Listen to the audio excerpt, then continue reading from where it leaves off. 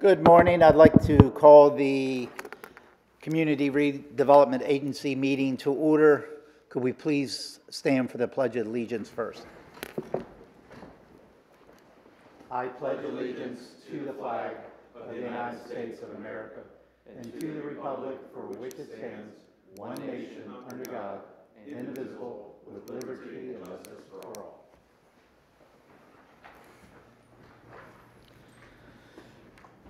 Madam City Clerk, could you call the roll, please?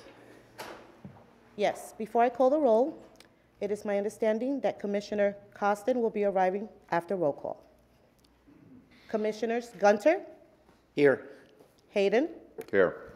Long, Here. Shepherd, Here. Steinke, Here. Welsh, Here. Costin, all present.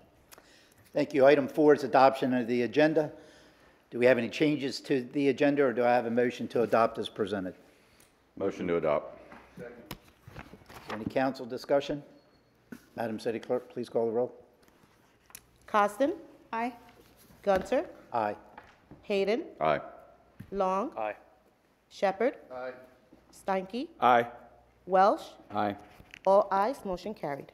Item 5 is approval of the minutes. Do I have a motion to approve the minutes from the September 5th, 2023 meeting? Motion to approve. Second. All in favor, say aye. Aye. Any opposed? Motion carries. Do I have a motion to approve the special meeting minutes for October 17th, 2023? Motion to approve. Second. All in favor, say aye. Aye. Aye. Any opposed? Motion carries. Item 6 is citizens' input time.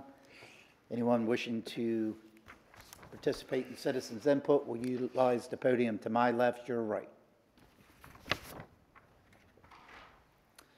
Seeing no one coming forward, citizens' input is now closed. We'll move on to item 7, which is business. 7A is appointment of the chair and vice chair for the Cape Coral Community Redevelopment Agency. I guess we'll do it like we've normally done in the past. I'll open up the floor for anyone who wants to make a nomination or any volunteers. Councilmember Welsh. Yes, as you all know, I've been the liaison for the CRA for 2 years. My family and me personally have had businesses in the CRA for over 20 years. I've lived and grown up in that area, so I have a vast knowledge of the CRA and what they do. So I would be willing to either sit as chair or vice chair and serve the community that way. If someone were to nominate me, or I can nominate myself for either position. Thank you. Okay. And also, you know, when I was a council member on District 1, I thought it was important. I've always kind of taken that same stance, even as mayor, that since the CRA is in the District 1 district, I always thought it was important for the council member in that particular district to be involved in the CRA, since it is his or her district. So with that being said, I'd like to nominate Councilmember Steinke to the chair. I would accept the nomination, and I feel I'm very qualified to lead the group. It still remains a body. As chair, the chair's job is to lead the body in good evaluation and decision making. I think I'm pretty good at that, and I as well run a sizable business there in the district. I've lived in the district in the past and know it very well, and I'd be honored to be able to serve in the chair capacity. Anyone else? Okay, with that being said, we have Councilmember Welsh and we have Councilmember Steinke as nominations, and I'd ask the city clerk to go down our voting order, and we can pick an individual as a body. Costin, Welsh, Gunter, Steinke. Hayden, Welsh. Long, Steinke. Shepherd, Steinke, Steinke. Welsh. Welsh? The tally is 4 for Steinke and 3 for Welsh. And I'll entertain a motion with that. Motion to appoint Councilmember Steinke and Councilmember Welsh as the vice chair? Well, we're going to talk about the vice chair next. Okay. So do I have a second to that motion? Second. So can we clarify the motion? Second to appoint Councilmember to chair. Steinke as chair of CRA. Thank you. Roll call. Yes, please. Costin, Aye. Gunter, Aye. Hayden, Aye. Long, Aye. Shepherd, Steinke, Aye. Welsh. Aye. All ayes, motion carried. Okay, now I open the floor for the vice chair position. Do we have anyone that wants to nominate themselves, or do I have any other nominations? I'll nominate Councilmember Wells for or Commissioner Wells for vice chair. I would nominate Councilmember Shepherd if he has a desire to fill that role. Yeah, I would give it a shot. Thank you. Councilmember Welsh? Yes, if we were to follow the same logic that we brought forth of the previous, of the council member who's sitting in the district, we all know that District 4 also resides in the CRA. So if we're going to follow that same logic, I'd be willing to temporarily hold the vice chair position until the District 4 seat is taken, being that I have the knowledge of the CRA and I've been the liaison. And then when that position's taken at the next CRA meeting, I would suggest that we put the District 4 representative in that seat, if that's the logic we're using. So I'm going to nominate myself as a temporary hold until the District 4 representative comes forward. Thank you. Okay. Any other volunteer or nominations? I guess just really quickly, if I could, Mr. Mayor, just to explain my position here. I certainly acknowledge and appreciate Councilmember Welsh's position and his experience in the district. So for me, where I was coming from was he had just got an opportunity to be the liaison during the last cycle. And so I know, if I remember correctly, Councilmember Shepherd in the past had expressed an interest, and so that's why I had tossed the suggestion his way. So that's why I'm going in that direction. Thank you. Thank you. Any other discussion?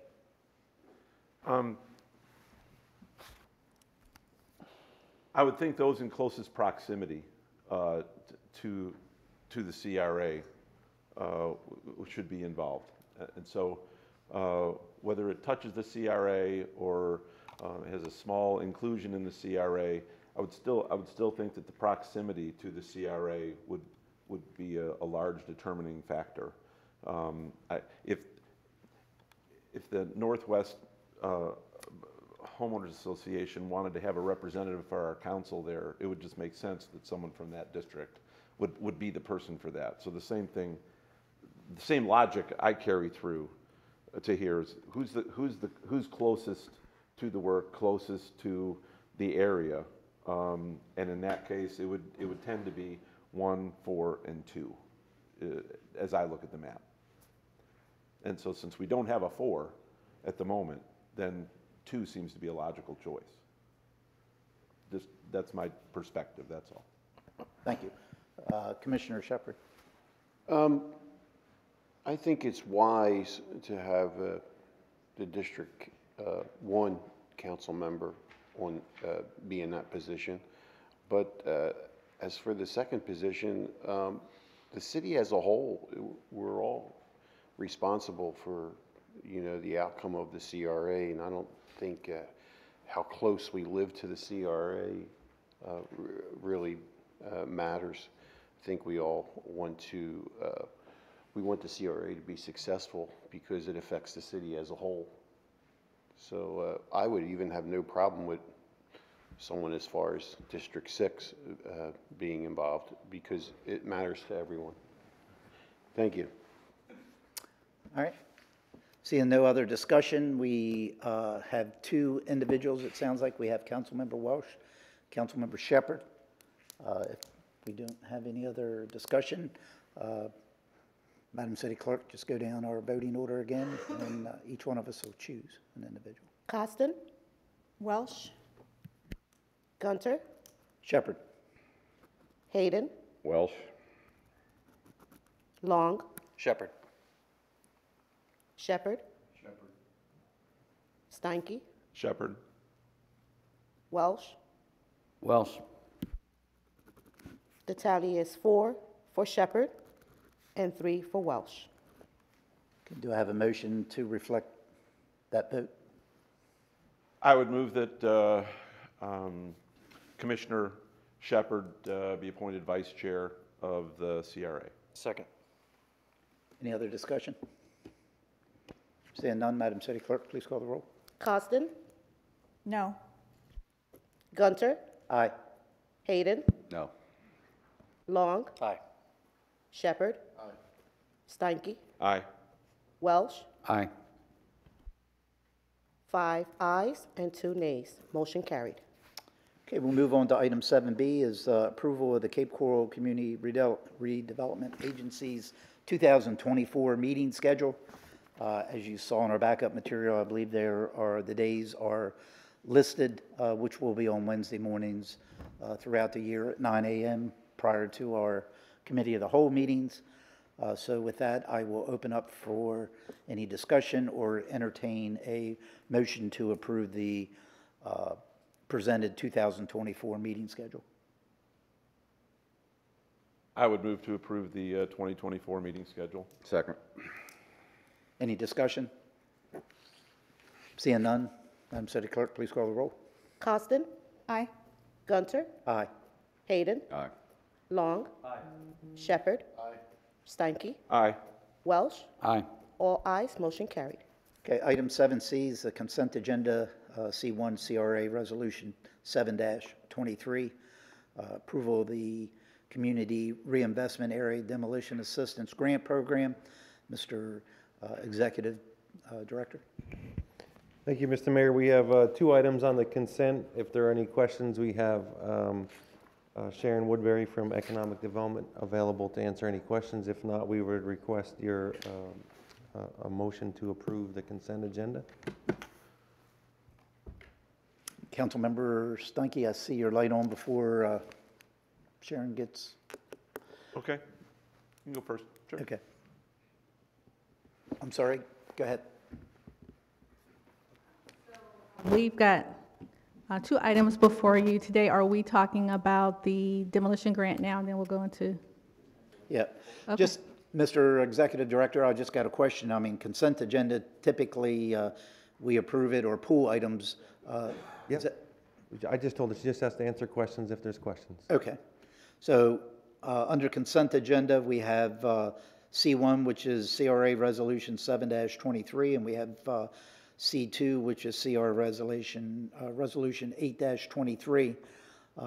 So I would ask if any of those items are going to be pulled by the commission. If not, then do I have a motion to approve the consent agenda as presented? Yeah, I'd like to pull 8A for a quick question.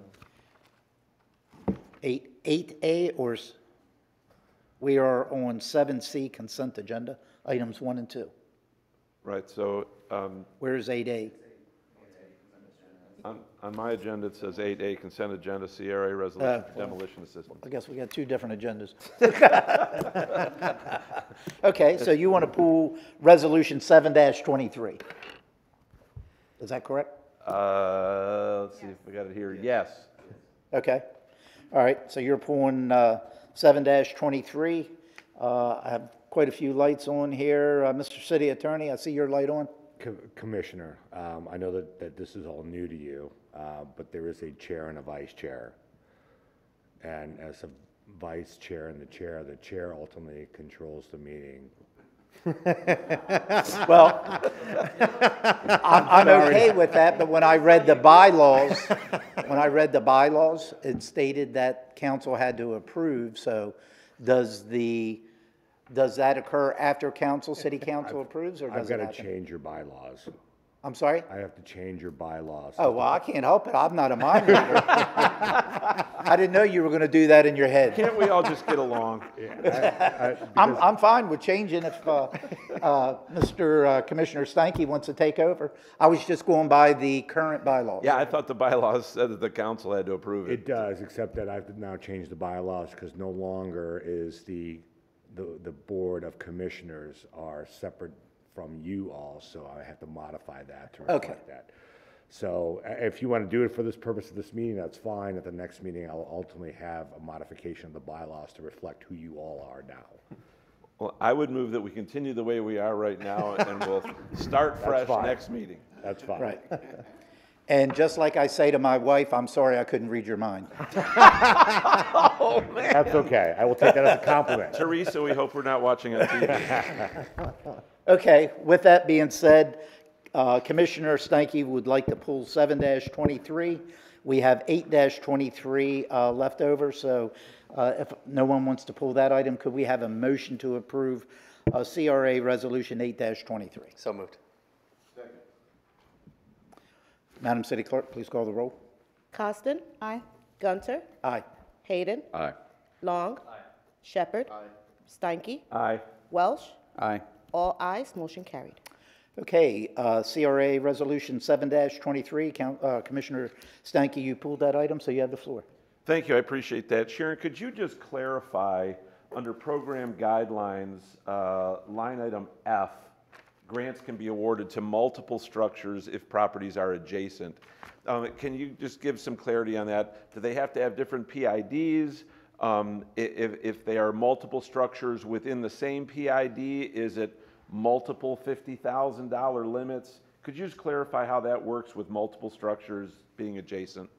So in that case, we're looking at structures that are some type of strip plaza, and they're adjacent. They're different businesses, but they have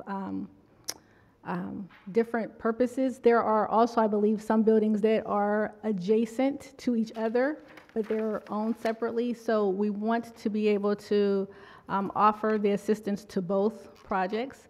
I believe that we could, depending on what the project is, amend it to an increased amount, but the idea is to be able to look at in its entirety buildings that are almost one building, and we don't want to cause imbalance with the structures. And so would the $50,000 plus the bonus that's eligible for amounts above $50,000, does that get divided between the 2 units, the 3 units, or does each one of the units get that 50 plus bonus potential? So I think what we wanted to do is just look at it in its entirety. So the amount would go to each one. So if we were talking about 3 structures, then we could look at the 3 amounts and they all be eligible for the full amount of the grant. We just want to look at it in its entirety instead of separately. So it would be an increased amount. So if we were talking about 3 separate structures, 3 structures that were adjacent to each other, then we're looking at a maximum of $225,000. Okay, and previously said, you mentioned ownership in there. If the 2 buildings are owned by the same entity, do they still get to double dip because there's 2 structures? Yes, so we wanted to structure the demolition grant where it could reasonably address and pay for the cost of demolition. If we're talking about a larger structure, we want the funding to be able to be significant and substantial enough for the demolition. So even though it's one owner, if we're talking about 2 different structures, then we could look at 2 different amounts, even though it's one owner, two grants. Okay, thank you for clarifying. Mm-hmm. Okay, any other, Councilmember Welsh? Yeah, just to go on that, say it's 2 units in one structure, that wouldn't be allowed for them to, as he says, double dip. You couldn't do 2 grants per, 1 per unit. It's per building, correct, or per strap number? So I think we may have to look at it as the applications come in. The idea is that even if it's the same owner, if we were looking at 2 businesses that could stand alone, then we want to be able to provide grants to each business, particularly if we're talking about it increasing the scale of the demolition. The intent is to be able to provide enough funding to address the cost of demolition. If we're looking at the structures and they are essentially independent, even though they have the same ownership, it would be 2 grants. Yeah, I could see that, but Yes. I'm just clarifying that if it's one building that's broken up into unit A and B, Oh, it's still no, just one building. It's 1 grant. Okay, Yes. thank you. I see no other discussion. Do I have a motion to approve Resolution 7-23? So moved. Madam City Clerk, please call the roll. Costin, Aye. Gunter, Aye. Hayden, Aye. Long, Aye. Shepherd, Steinke, Aye. Welsh. Aye. All ayes, motion carried. Okay, item 9 is unfinished business. We do not have anything listed. Item 10 is new business. 10A is commercial vehicle parking, proposed ordinance for nuisance regulations in the South Cape. Mr. Executive Director, I'll turn it over to you. Thank you, Commissioner. So just by a matter of process, anything that affected the CRA that was being presented before City Council or P&Z, we had a policy to bring that before the CRA board so that they were aware of any type of policies that may impact business or operations in the CRA. And so it's my intent to continue that with you all as the CRA board and commissioners so that you can be aware of that. And in doing so, getting some consensus and maybe a vote in support or just a nod of up or down may help guide, whether or not I take things to a city council meeting or right to a voting meeting. So in this particular item, we have been working on a expansion of regulations in the city-owned parking lots in the CRA. So this is let me explain what this is not. It is not an expansion of regulations on on-street parking, and it is not an expansion of regulations in private parking. So this is only public parking in city parking lots.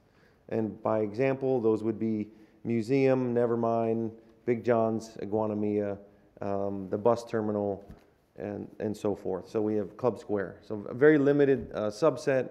Right now, from 2 to 6 a.m., there's not allowed to be any parking of any trailers. And then during the daytime, there's not allowed to be any trailers for longer than 2 hours attached to a vehicle unless there is a building permit pulled for work in a building adjacent to one of those parking lots. The idea that's being advanced here is that we would expand those parking restrictions in the city-owned parking lots to commercial vehicles, which are defined as any agricultural, construction, industrial, bus stop, step van, truck, or truck tractor that has commercial lettering affixed to it. So the idea here is those parking spots in city-owned parking lots would be available for patrons of the CRA and not necessarily the businesses of the CRA to use for standing, stopping, or marketing. We do that now with the trailers. This is one step further to basically say between 2 a.m. and 6 a.m. In the morning, those vehicles would have to be removed from the parking lot. The reason for that is we perform street sweeping in the parking lots, and if there's obstructions in the way, then we can't get to all the areas. And secondly, if we're promoting during the daytime accessibility and we're doing all the parking studies and trying to figure out parking, having them taken up with bread trucks and commercial vehicles that are using it for marketing or other purposes ancillary to patronizing the businesses detracts from that. So that's the scope. It's really a couple of strike-throughs or just adding commercial vehicle to where it previously said trailer, and there's not much more to it. It basically is reflecting the exact same thing we do with trailers, but expanding it to commercial vehicles. With that, I'll open up the floor for any discussion.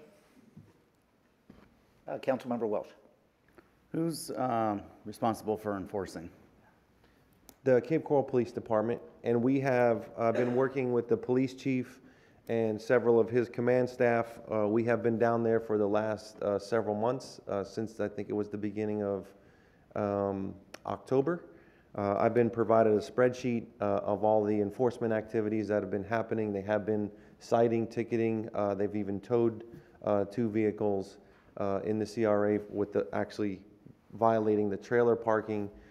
So if we were to expand this to commercial vehicles, the police department would add that to their enforcement activities and continue to monitor and update me on the progress down there.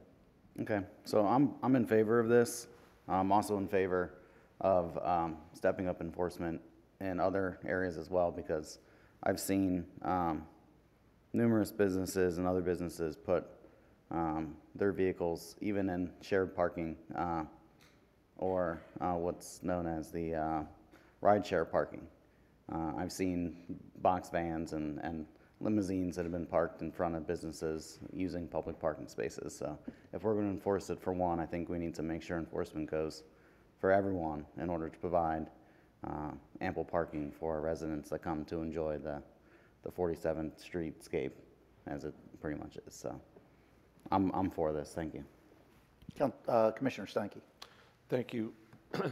When you brought the definition of the vehicles, Yes. I didn't catch, things like SUVs and whatnot. I know that many of the business owners' personal vehicles are vehicles like that, and they would have their company's logo or on there.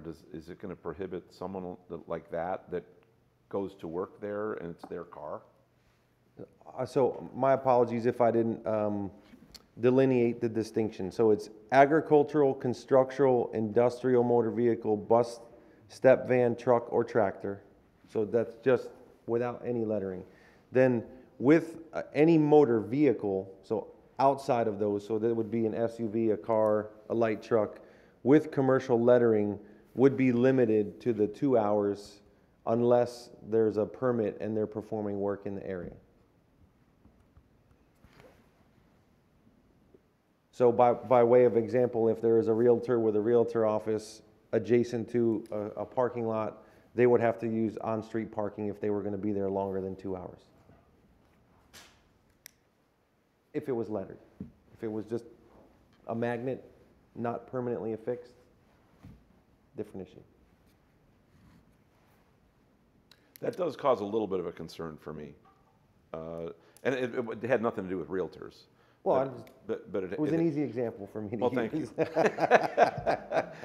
But it did have to do with those people that have businesses that rely upon city parking, and the owner themselves has lettering on their vehicle, and rightfully so, that we're telling them that they can't park at their establishment because they have lettering on their personal vehicle. So does that I'm does just that mean you wondering would be, if we you couldn't would have be, some type of an accommodation for that. I don't know. That's what I was going to say. You look for some type of tweak to this to accommodate owners of establishments. Yeah. I And- don't think. and- Owners, managers, whatever. So that, some type of exception could be asked for that would fall within that kind of a parameter. Okay. Now, they don't get to all of a sudden switch to driving a panel van to work, So, yeah, but if it's a regular personal vehicle, a regularly considered personal vehicle, then I think there needs to be an exception. Good. Commissioner Hayden, I'm sorry. Mike, update me. Do we have any bars that are still open till 3? Yes. Okay, and you said the time frame was from 2 to 6? 2 to 6. Okay, so if you're a patron at a bar and you've driven your commercial vehicle and are parking at one of those, in one of our public parking lots and going to an establishment, how are we differentiating between someone that may be there as a patron with that time frame since we started 2? They're currently, as written, there is no distinction. So if you exceed if the officer goes by at midnight and observes, just to stick with it, Realtor XYZ, and at 2 a.m. it's still there, then at 2 a.m. there would be a citation or a warning or some type of enforcement. Even though somebody that may be there as a patron with a vehicle that doesn't have commercial signage or marking on it, they could stay. But if I went there as a patron, unbusiness related, and I'm there till 3, I could have my car towed, even though I'm not there as a... I'm just wondering if that time needs to be adjusted to 3 instead, since we do have bars that are open till 3. I'm assuming 2 o'clock started because most places close at 2, and then street and parking lots can be swept, but I'm concerned about someone that may drive their commercial vehicle somewhere and went to stay at a bar till 3, and then they faced the possibility of it being towed or cited for that. So I'm just asking the question because that possibility could exist. I understand exactly what you're saying, and I'm going to refer back to what the discussion with Commissioner Steinke. We're not precluding this as written. If there were no amendment to extend that an hour, there's no preclusion for that patron to use on-street parking in the same vicinity. It's only within the city parking lots. So theoretically, there could be an on-street parking space literally across the street that is available unlimited hours. You just couldn't, if you were going to go there, you couldn't park in the parking lot if you had a fixed lettered commercial vehicle.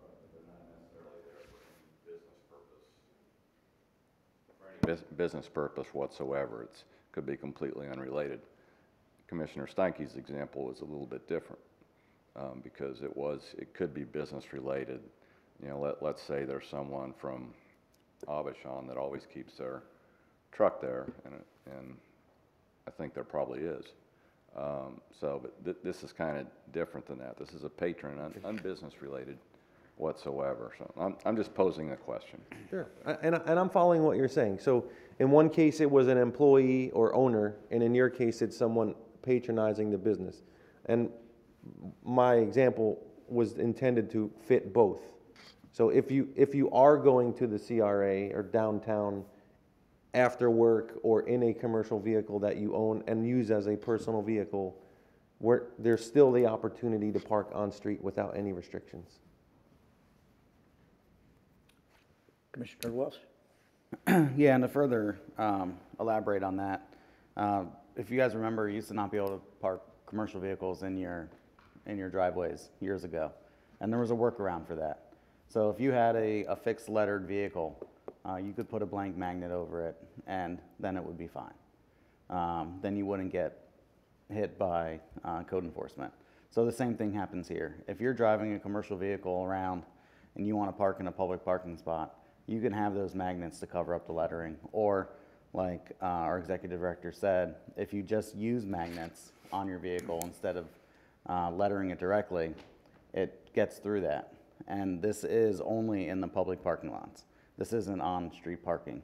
And as you'll see later in our discussions today, the CRA has been actively working to restripe certain areas to provide more on-street parking, taking much wider streets, making them a little bit more narrow so that the on-street parking is more diagonals. So I think as we get further along with the parking garages coming up soon and things like that, that these lots specifically that we're looking at today are good ones to keep for public parking.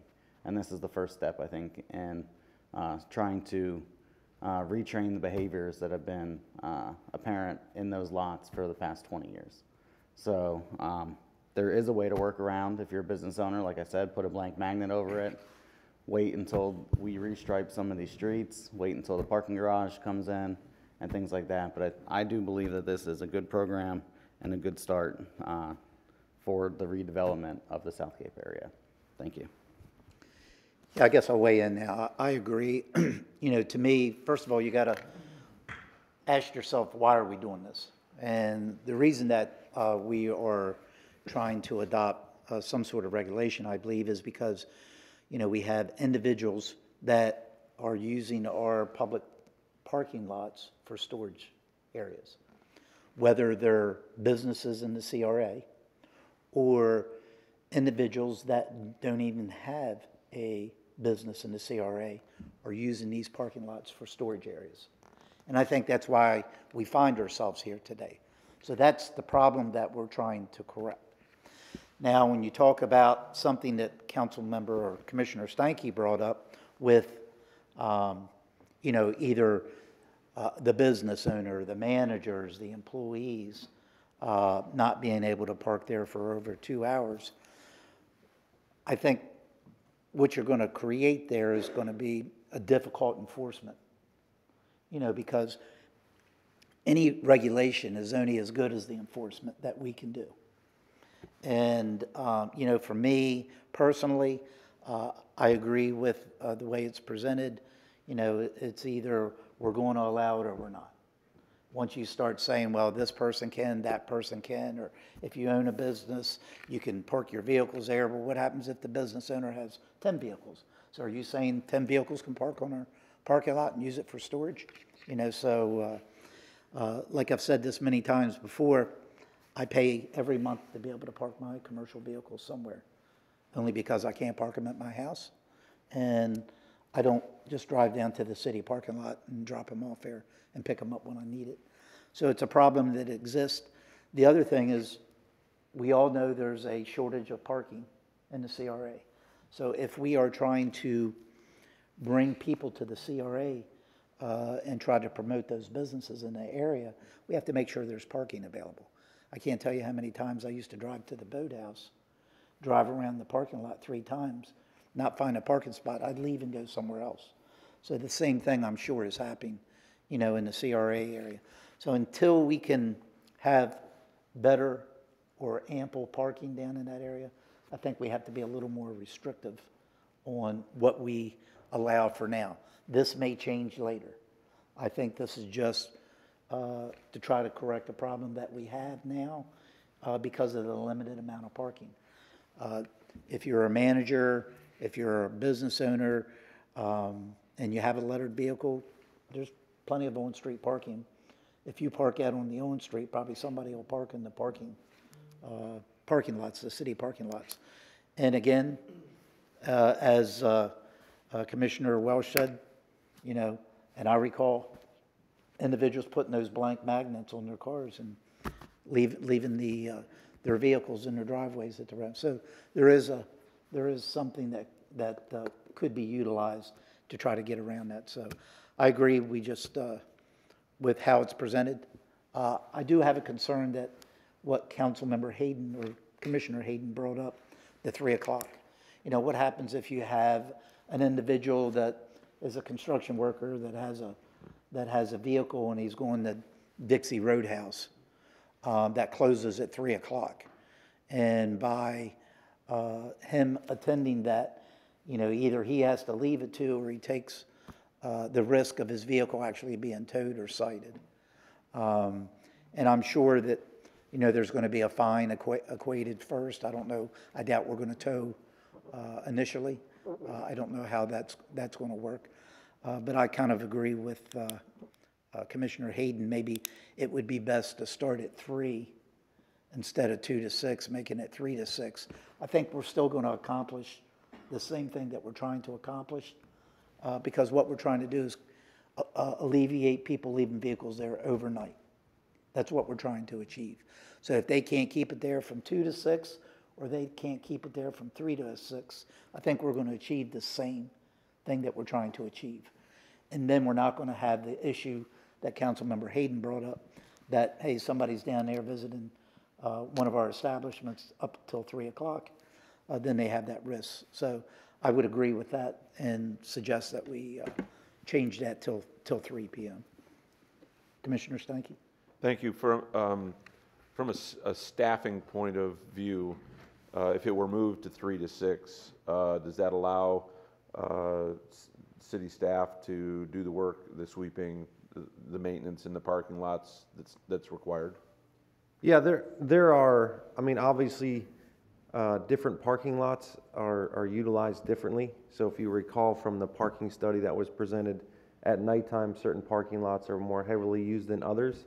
So if we made this shift and we did it 3 o'clock across the board and not just 3 o'clock at, you know, Club Square, which is probably easier, is uniform approach.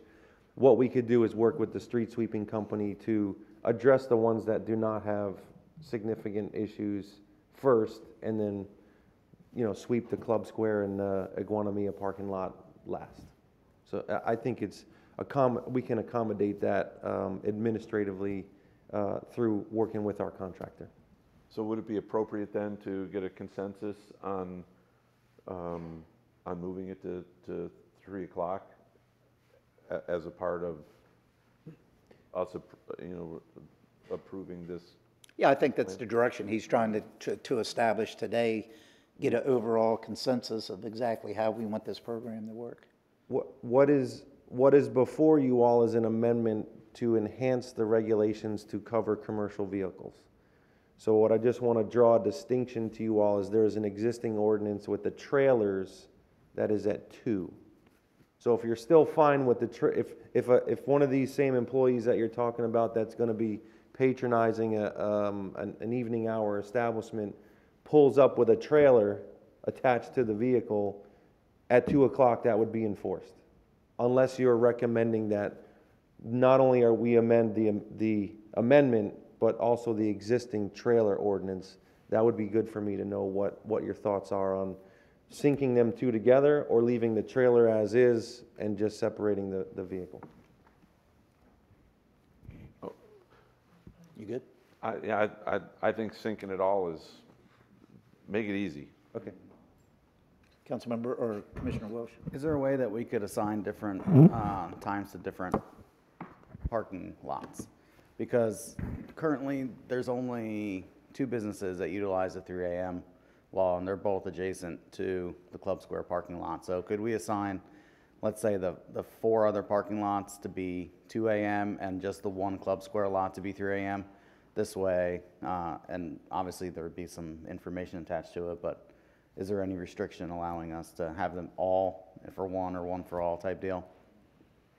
You could separate it as you believe is appropriate and necessary for the proper enforcement. So to answer your question, yes, it'd just be specifically delineated within the ordinance as to which times for which lots that will be in effect, and we would carve that out with specificity. That'd be more the direction I would want to go, because then it would leave those lots to definitely be able to be cleaned and swept and policed per se at the earlier times, not just of discretion. So if we're going to stick to it with only 2 businesses, unless a 3rd, 4th, or 5th come forward, which one thing I want to start looking at as a council member, not a CRA commissioner, is, and I've asked for it, the benefits of the 3 a.m. law. Is it really still effective or beneficial? So to do this now, I would prefer to maybe just carve out 1 lot adjacent to the businesses that use it. And commissioners, I would let you know this, that we've had the prohibition for the trailer parking from 2 to 6, and it has not been an issue. I would recommend not deviating away from that time. If the concern of the board is the commercial vehicles, I think that it should be structured in that regard with specificity, identifying where it is that we will allow the commercial vehicles to be parked from 3, or the prohibited from being parked from 3 to 6 in the lots. I think that would be by far the better mechanism for enforcement, would be my recommendation. Okay. Are you done, Commissioner Welsh? Commissioner Shepherd? I think we should keep everything the way it was presented.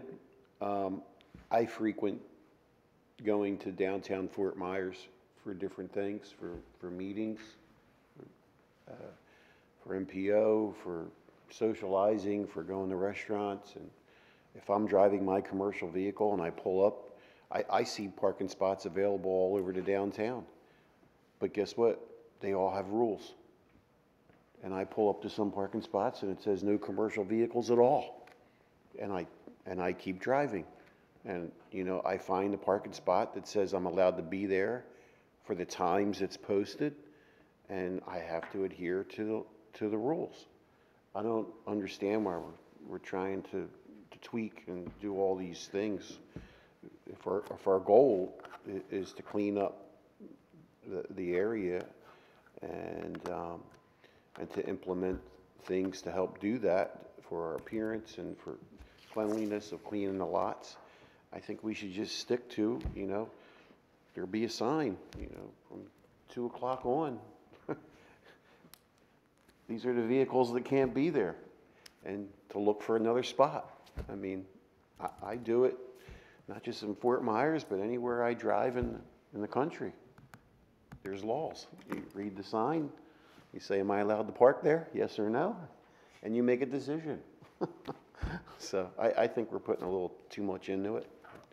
So I'm for just keeping it the way it's written. Thank you. Commissioner Long? Yeah, thank you. I agree. I'm ready to, to move forward. I think we're getting in the weeds a little bit too much. I think originally it was proposed, great idea. Over time, we're maybe going to have to make some tweaks, and so at that point in time, we would look at it. Commissioner Hayden raised a valid point. I think the 3 a.m. is fine. As far as 3, 2, 2:30, I really don't think it matters. I think the purpose of this is captured regardless of what time, even if it's from 3 to 3:30.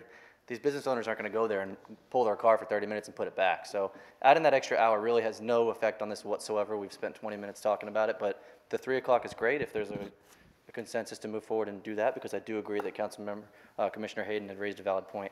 Beyond that, I think that the nature of it remains the same regardless. So that would be the direction I'd be willing to support. Thank you.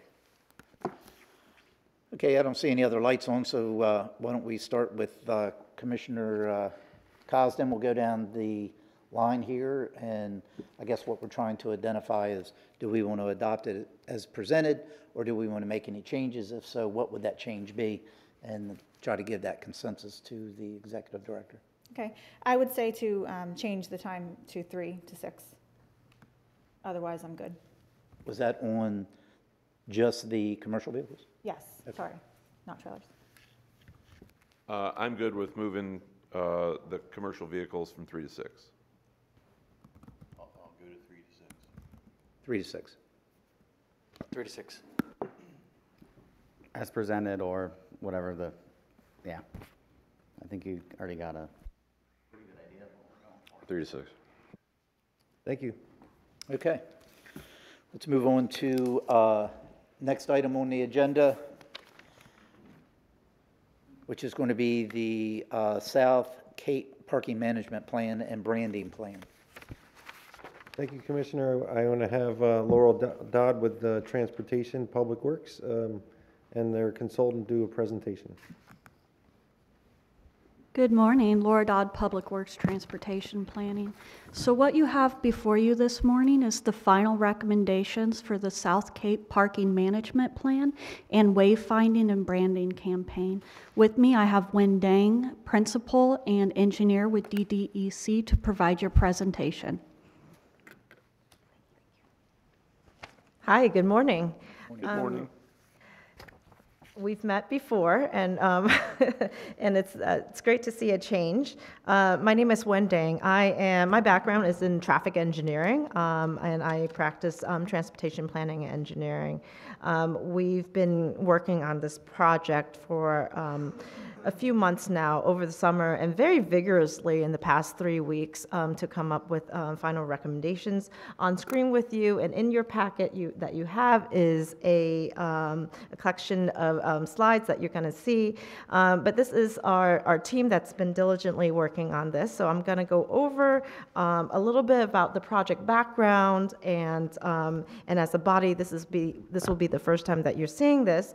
The intent of this project originally started with a parking management plan to look at a holistic view in the future and create a vision that is adaptable. And so we think about it's like, what is a parking study? Why do we need to study parking? It has everything to do with traffic and moving people around a particular district.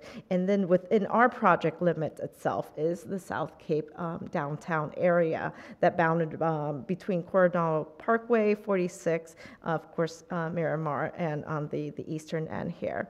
And so we study, when we go through the study, we have collected quite a bit of information that we're going to go through today. But right now we're at the end of our schedule and moving into final recommendations. I'm going to go through what we've done up to date.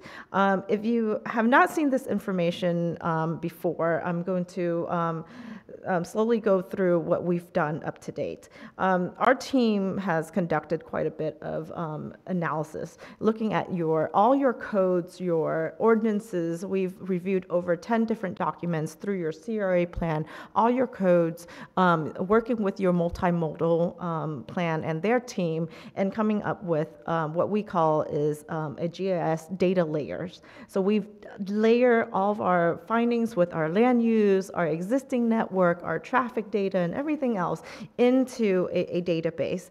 And we take that information and we go out to the field and we have tablets. A team of, there's 3 of us that goes out with tablets, and we collected data through a 3-day period.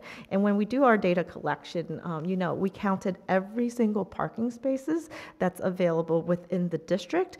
And regardless if it was private or public, our perception is that from a customer standpoint, there's really no distinction of whether if a parking space is public or private. So we counted every parking spaces, and then we synthesize it with data and with the tools that we have to determine what does that look like? Where are people parking?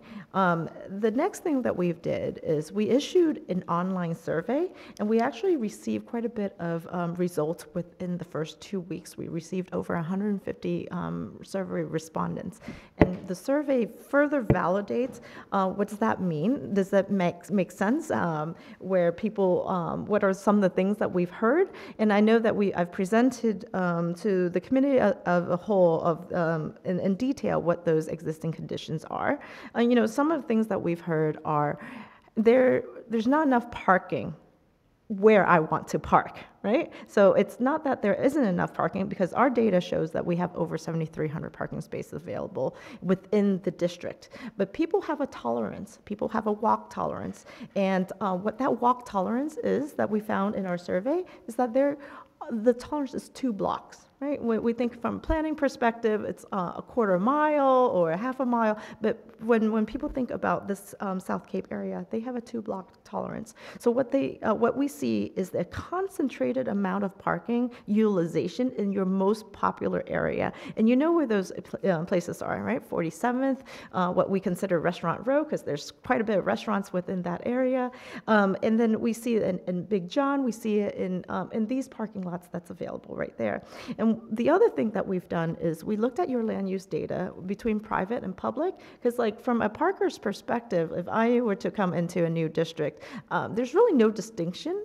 But from a city perspective, the 75% of the parking spaces that's allotted in the South Cape area is private. So the regulations that set on private versus as public, right, that we discussed briefly, is drastically different. And we think about it from a walkability standpoint, an ADA accessibility standpoint, and making it safe and accessible for everybody. The other thing, we analyzed your alleyway. We're very excited that we see some regulations are getting implemented before this study concludes. And some of the things that we saw is just as that, a lot of commercial vehicles taking away parking spaces from the customers, right? And as we outreach to the businesses and as we talk to residents, we have to explain and really help educate that this is a balance between what's most valuable. Is it the customer or is it the marketing? And so when we think about a parking space, how much does one parking space generate for these small business that it's serving? So when we think about that, we know that parking spaces are more valued for their customer than it is for a box commercial staging vehicle that we see on there. Then, with all the data that we collected, what we did is we have parking occupancy, right? There's inventories, like how much do you have? And then we have occupancy as in when are people really parking?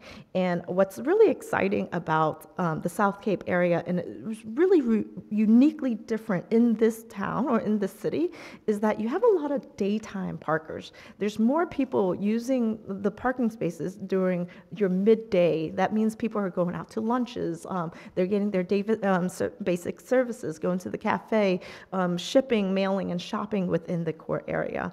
On the weekend, the public parking spaces, quite a bit, because we know that there are the green market that I've attended. I've purchased a lot of fresh fruits and vegetables within that area. So we know that there are programming within these parking lots. So again, conflicting interests of what we want to use these spaces are.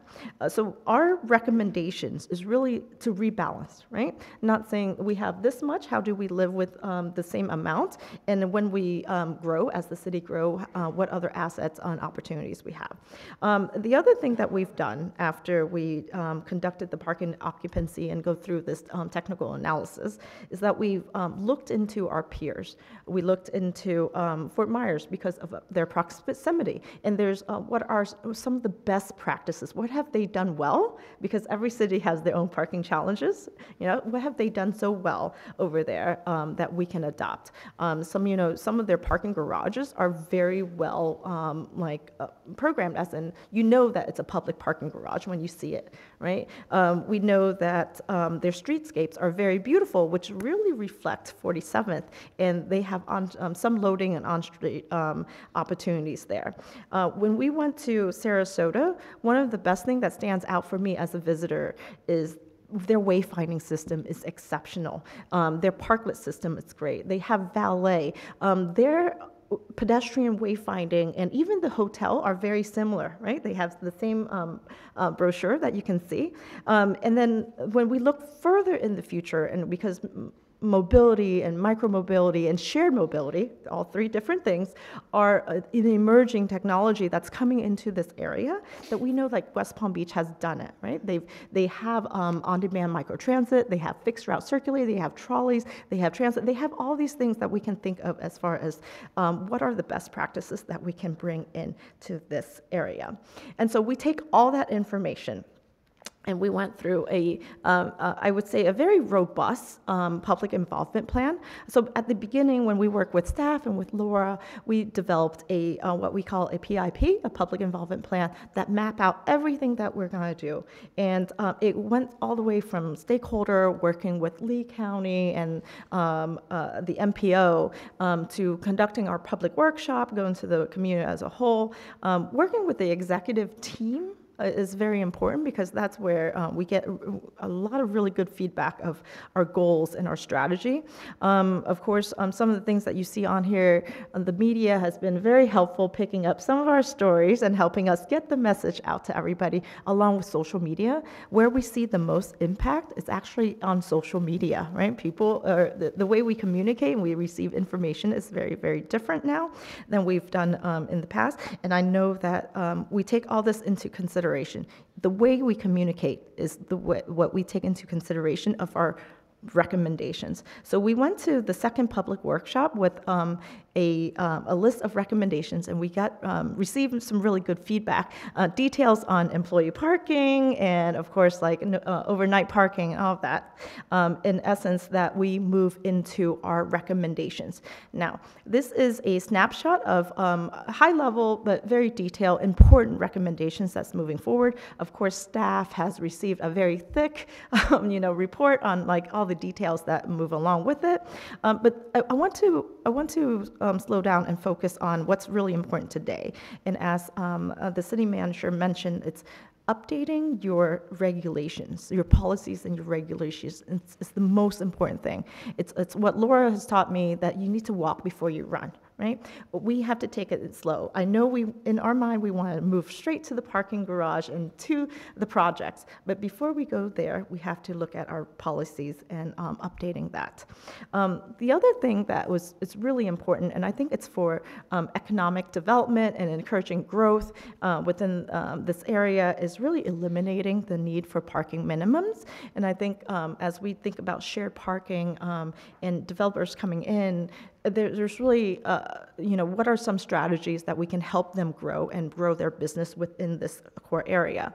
And you can't have one without the other. What is the mitigation strategy, right?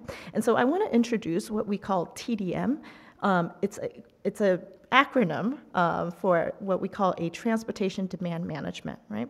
It is a term that think about concurrency and offset of traffic, right? Regardless of what you do, there's still going to be traffic that's going to be incurred. Parking is traffic. We want a park once scenario, as in somebody come in, they find a parking spaces, find a parking space that they need, and they move there, and they move around the district. The other thing that for them to move around the district, you have to have transportation demand management strategies in place for them to offset, right? And that is a series of implementation. For example, it could be as simple as bike shares or additional bike infrastructures that you guys have already been working on. It also could be paying into a circulator, a shuttle service that takes you from point A to point B. And all of this ties in together because we have to think about what is the future, right? And I know that a big response from the survey, and of course from this body also, we want to think about the future redevelopment as in bring in additional assets, because as we know, those 7,300 parking spaces are very sparse out, and that is not a walkable, comfortable environment for us. And as we redevelop, we know that there is a need for a new parking structure, whether if it's a private-public partnership, or when we get to defining what that means, it means that when we define that, the structure and the additional assets that comes in needs to align with some kind of a circulation that takes people to all of their favorite restaurants and help areas that's maybe a little less desirable to be redeveloped. And that is transportation and land use has to go hand in hand. And I think that's the message that I want to convey. Of course, we've been working with the team to think about what are some future funding opportunities, because all of these are like big ticket items. How do we encourage development?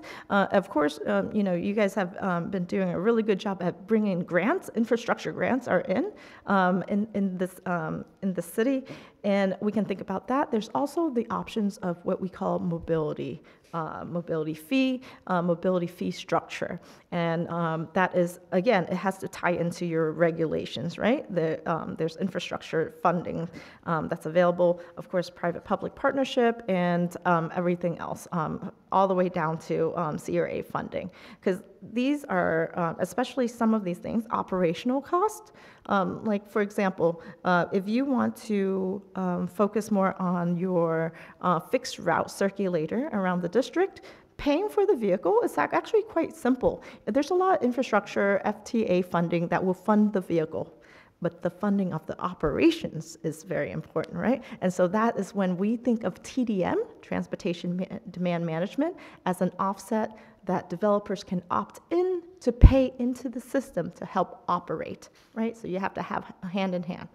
And then, of course, one of the things that we think about as we're going through this process is communication, and it's probably the most frustrating part for me as a visitor when I visit a new town and, or a new city, is that even as far as Cape Coral and Fort Myers, you know, our partner cities, where do you park? How do you find that information? It's all digital platform. I think one of the things that it's low cost, it yields high rate of return, is to look into a digital platform. We've actually set up a project website that you can go on that can be as simple as a map. All this information that you see on screen is already live on our website at mobilitycohort/CC Parking. All that information is available to you as part of this project for you to embed into as conveying the message to the residents.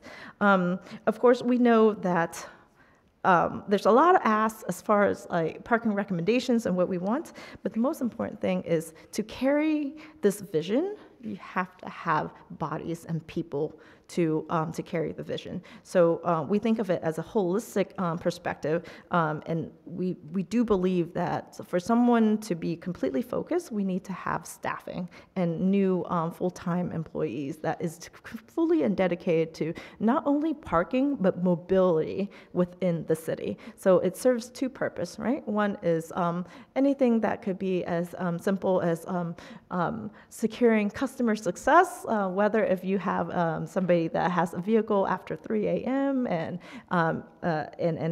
getting coordinating for street sweeping and street cleaning, to all the way down to ensuring that we have a shared parking program. Right? We have a lot of assets that we want to work collaboratively with private property owners so that we can embed that assets into the city assets. Somebody has to lead the charge and to do all the coordination to ensure that the regulations are being written, to make sure everything has to be in place, and that requires bodies. So, it really breaks down to quickly summarize this, is policies, right? And then we have our programs, our projects that we ask, and then we have to have the people carry through this vision. And so the other thing that we were asked is to say, what are some short-term projects that we can bring in to the city, and not just only in the South Cape area. And behind your packets that you have, if you have it in front of you, there are some details, images that I am happy to share with you. One of the things that we asked is for, think about a branding strategies for a wayfinding system that is uniquely for the South Cape area. We did, as we're going through this process, and we receive a lot of feedback from, our participant on our last meeting that we presented, we think of South Cape as, the phenomenal here is that it's surrounded by bodies of water. There's a lot of sea life that's here. One of the things that's very difficult for me as a visitor or an outsider to this city is that when I think about Big John, and Big John parking lot, there's really no sign how to find it. It's a local knowledge only. So we think of it as a branding strategy to rename and rebrand some of our parking lot as we're going through redevelopment, as we're going through resurfacing, as we think through.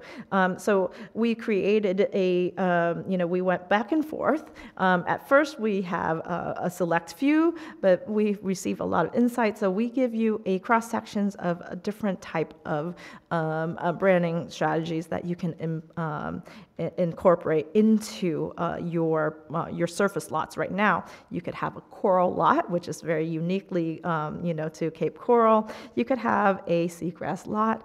Also, your seahorse is very quaint and cute, and that could go for your smaller lots itself. The wayfinding is not just the branding of the parking lots, right? We want customers to come in and they see that this is a city parking lot, and this is what has city regulations. I know not to park past 3 a.m., and that is one of the things that we want to convey. The other thing that we've done is we've purposely and intently designed this system so that it can be translatable throughout Cape Coral. For example, your bike signage and your pedestrian signage does not have to be for South Cape. It can be translatable to your extensive trail network that you have. So taking the same concept and having the same identity, you know that the trail network that you have will continue on. Other thing that we think of is like a historical marker. There's a lot of history here, especially for uniquely for the sustainability and the environmental, the nature elements that's available here. One of the things that I learned about your owls are very unique to this area. So we think about creating historic markers that it will educate and help people understand that this is uniquely South Cape in this area. And of course, and again, in the back of your packet, you'll have other elements, but this is a high-level overview of the system, and that we think that is low cost, and it yields really great results as far as rebranding and revamping this parking system. So there are near-term action items that we think could be as a priority for next year. Right? As we're moving into 2024, first thing is, and we're already doing it, we're already updating our code. Let's do a cleanup, and let's look at what else are other opportunities. And just like what we say, that our regulations are going to be, it's going to have to be amended every year. Right? Every year you look at it and there's a minor tweak and you're going to come in for an amendment. And you've seen this through other regulations.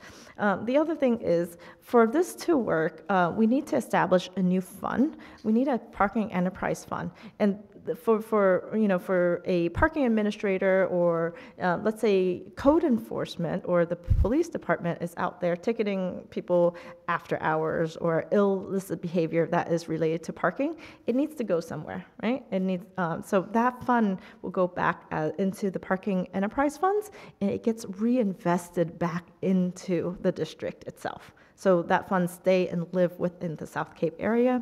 Of course, we believe that the first thing that will you're going to need is a body, a mobility program coordinator that's uniquely for this area. The pilot, we think the Cove that's coming up, it is structured parking. Here's an opportunity to really monitor the functionality of the Cove. If we have a lot of interest, are there any opportunities for us to pilot collection of fees within that structure itself? And that will in turn generate some additional funding for the parking enterprise fund itself. Of course, we think curb management is also something that's very simple and it could be implemented, especially on 47th. Some of your Uber and Lyft, right? Uber and Lyft zone, what we call TNC, Transportation Network Companies. I apologize for all the acronyms, but that is essentially, as we're outreaching to some of the businesses, they've asked for some zones to be revisited and relooked at. And I think that's something that we can pilot and we can really implement. Maybe it works on the weekend and doesn't work on the weekday. Maybe it does vice versa. Your CRA plan will need to be updated, and that was one of that sets the framework of all the redevelopment, of all the zoning, and all the transportation elements within this area. And again, the TDM that I've mentioned earlier, Transportation Demand Management, that ties directly into the Parking Enterprise Fund that will bring back, let's say, a simple program like an alleyway revitalization, where we can bring in local artists that paints, the back of a facade that helps elevate, like, the alleyway that's been, I wouldn't say forgotten, but it's been used for other uses. So making it more interesting for people to be in the alleyway network. And lastly, with the policy of transportation demand management, I know this is a very vague term, but it's really to think about shared parking and working with local businesses to embed additional parking spaces. And those are the programs that what the TDM can bring. And so I thank you for your time. And we're definitely here to gather feedback. And before we make any additional changes to the final recommendations, but we hope that you give us your concurrency and to approve this parking management plan as we move towards near-term recommendations. Okay, thank you, and I'll turn it over to our executive director for any follow-up. Are there any questions about the presentation or the data contained? Commissioner Steinke. I just had one quick one. On page 3 in your presentation, is there a nighttime off-street percentage that you have in your data? I do have that nighttime off-street. It's not presented here, but if there are any details, I can prepare it for you. I can tell you that the nighttime off-street is very concentrated on a couple very popular bars within, let me look at your Lafayette, in that corner of Lafayette, in that area. There's quite a bit of nighttime on. Probably Club Square as well. Club Square, definitely, and we also have spoken to some of the employees that works there. They definitely will. I think the regulation was set forth even though the bar closes at 3 a.m., they have to clean up, and there's bar staff and wait staff that also will need to use the parking space after. But yes. Okay. That was it. Thank you. Commissioner Welsh. Thank you.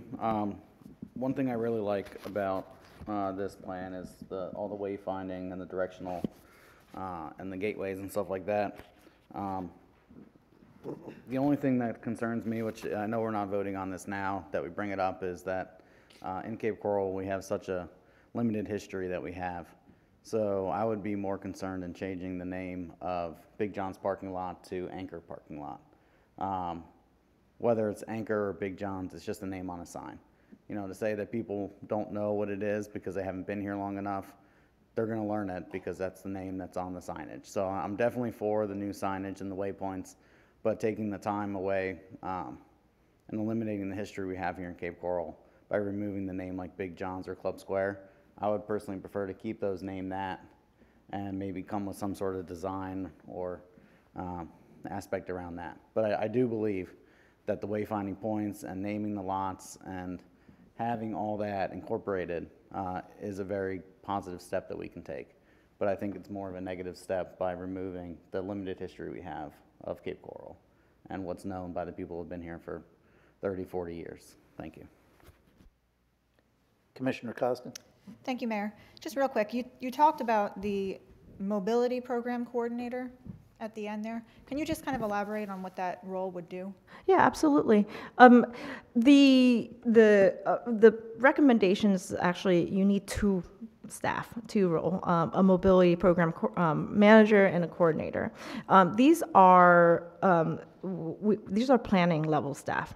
These people have to have basic knowledge on your ordinance, have to know your ordinance code very well, have to have basic knowledge on transportation, and have to understand parking regulations so that they can convey and communicate and coordinate with the businesses and the residents. A lot of this is education and communications, right? So if, for example, a coordinator, my role, if I was a coordinator, could be coming to you as a business owner and say, hi, Commissioner, we'd like to consider your parking lot that you're in within this area. I know that your business is closes at 5 p.m. There's a need.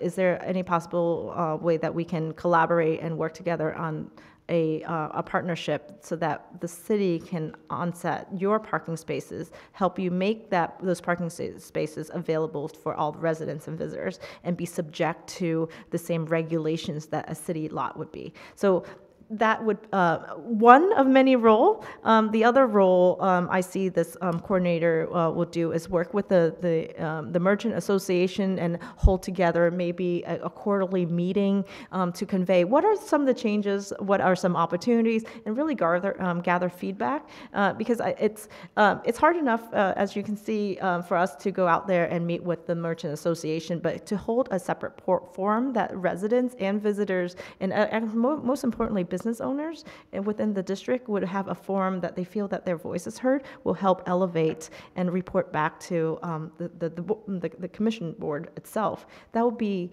that will eliminate a lot of confusion as far as policy changes or anything that's updated. So those are the roles I think that person will serve. Any other questions? Okay, we appreciate the update and the presentation. Thank you so much. Thank you. Okay, next item on the agenda is the mooring field update. Mr. Executive Director.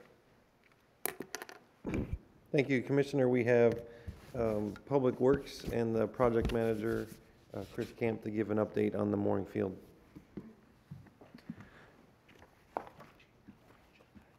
Okay, Chris Camp, Public Works. Bimini Basin Mooring Field Project. Bimini Basin, as you all know, this will be rather quick. This project has been proposed a couple years ago, moving right along. In the winter budget retreat earlier this year, this project was presented, and there was a little change in the philosophy of it, where originally we were following with a design permit build format, and that was changed to just a design and permit format with the assumption that we might be able to find a P3 partner to actually build and manage this. So with that, we had to kind of reset the clock procurement-wise, since that wasn't the original scope of work. So we went through the whole permit process, ended up with the same result with one consultant submitting for this project, which was the same one we were working with before, which is also the same one that wrote the mooring field ordinance to begin with for Cape Coral.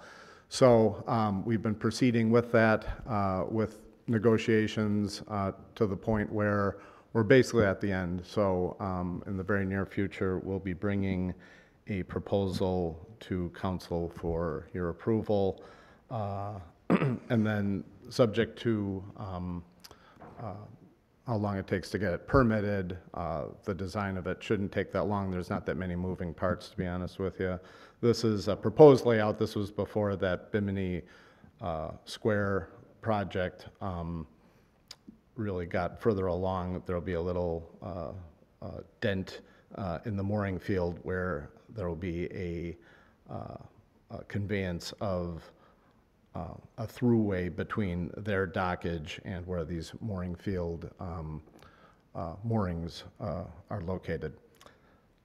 So you can see there, I won't have to read it to you, we're looking at about $500,000, design stage 6 to 7 months, pending these approvals. Any questions?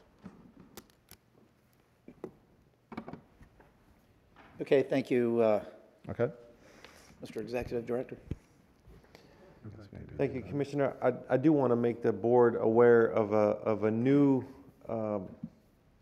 interim direction that the city administration is going to be taking with this project, since they're finalizing the new procurement scope in an effort to bring a contract to city council for approval.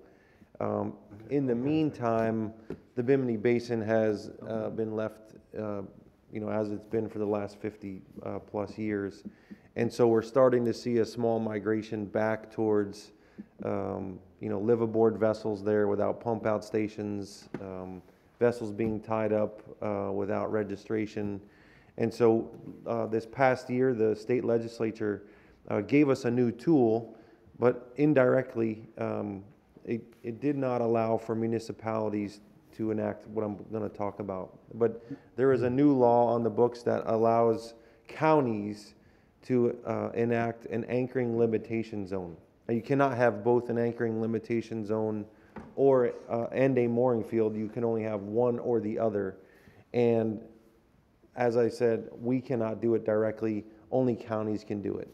What it does is it would allow a defined area to be defined as an anchoring limitation zone, where a certain vessel with a specific registration hull number can only be in that area up to 45 days in every 6-month rolling period. So essentially 90 days out of 12 months, but they have to be 2 distinct 45-day periods 6 months apart. So what we're looking at doing is I've set up a meeting with the county manager and his staff that deals with waterways in the county.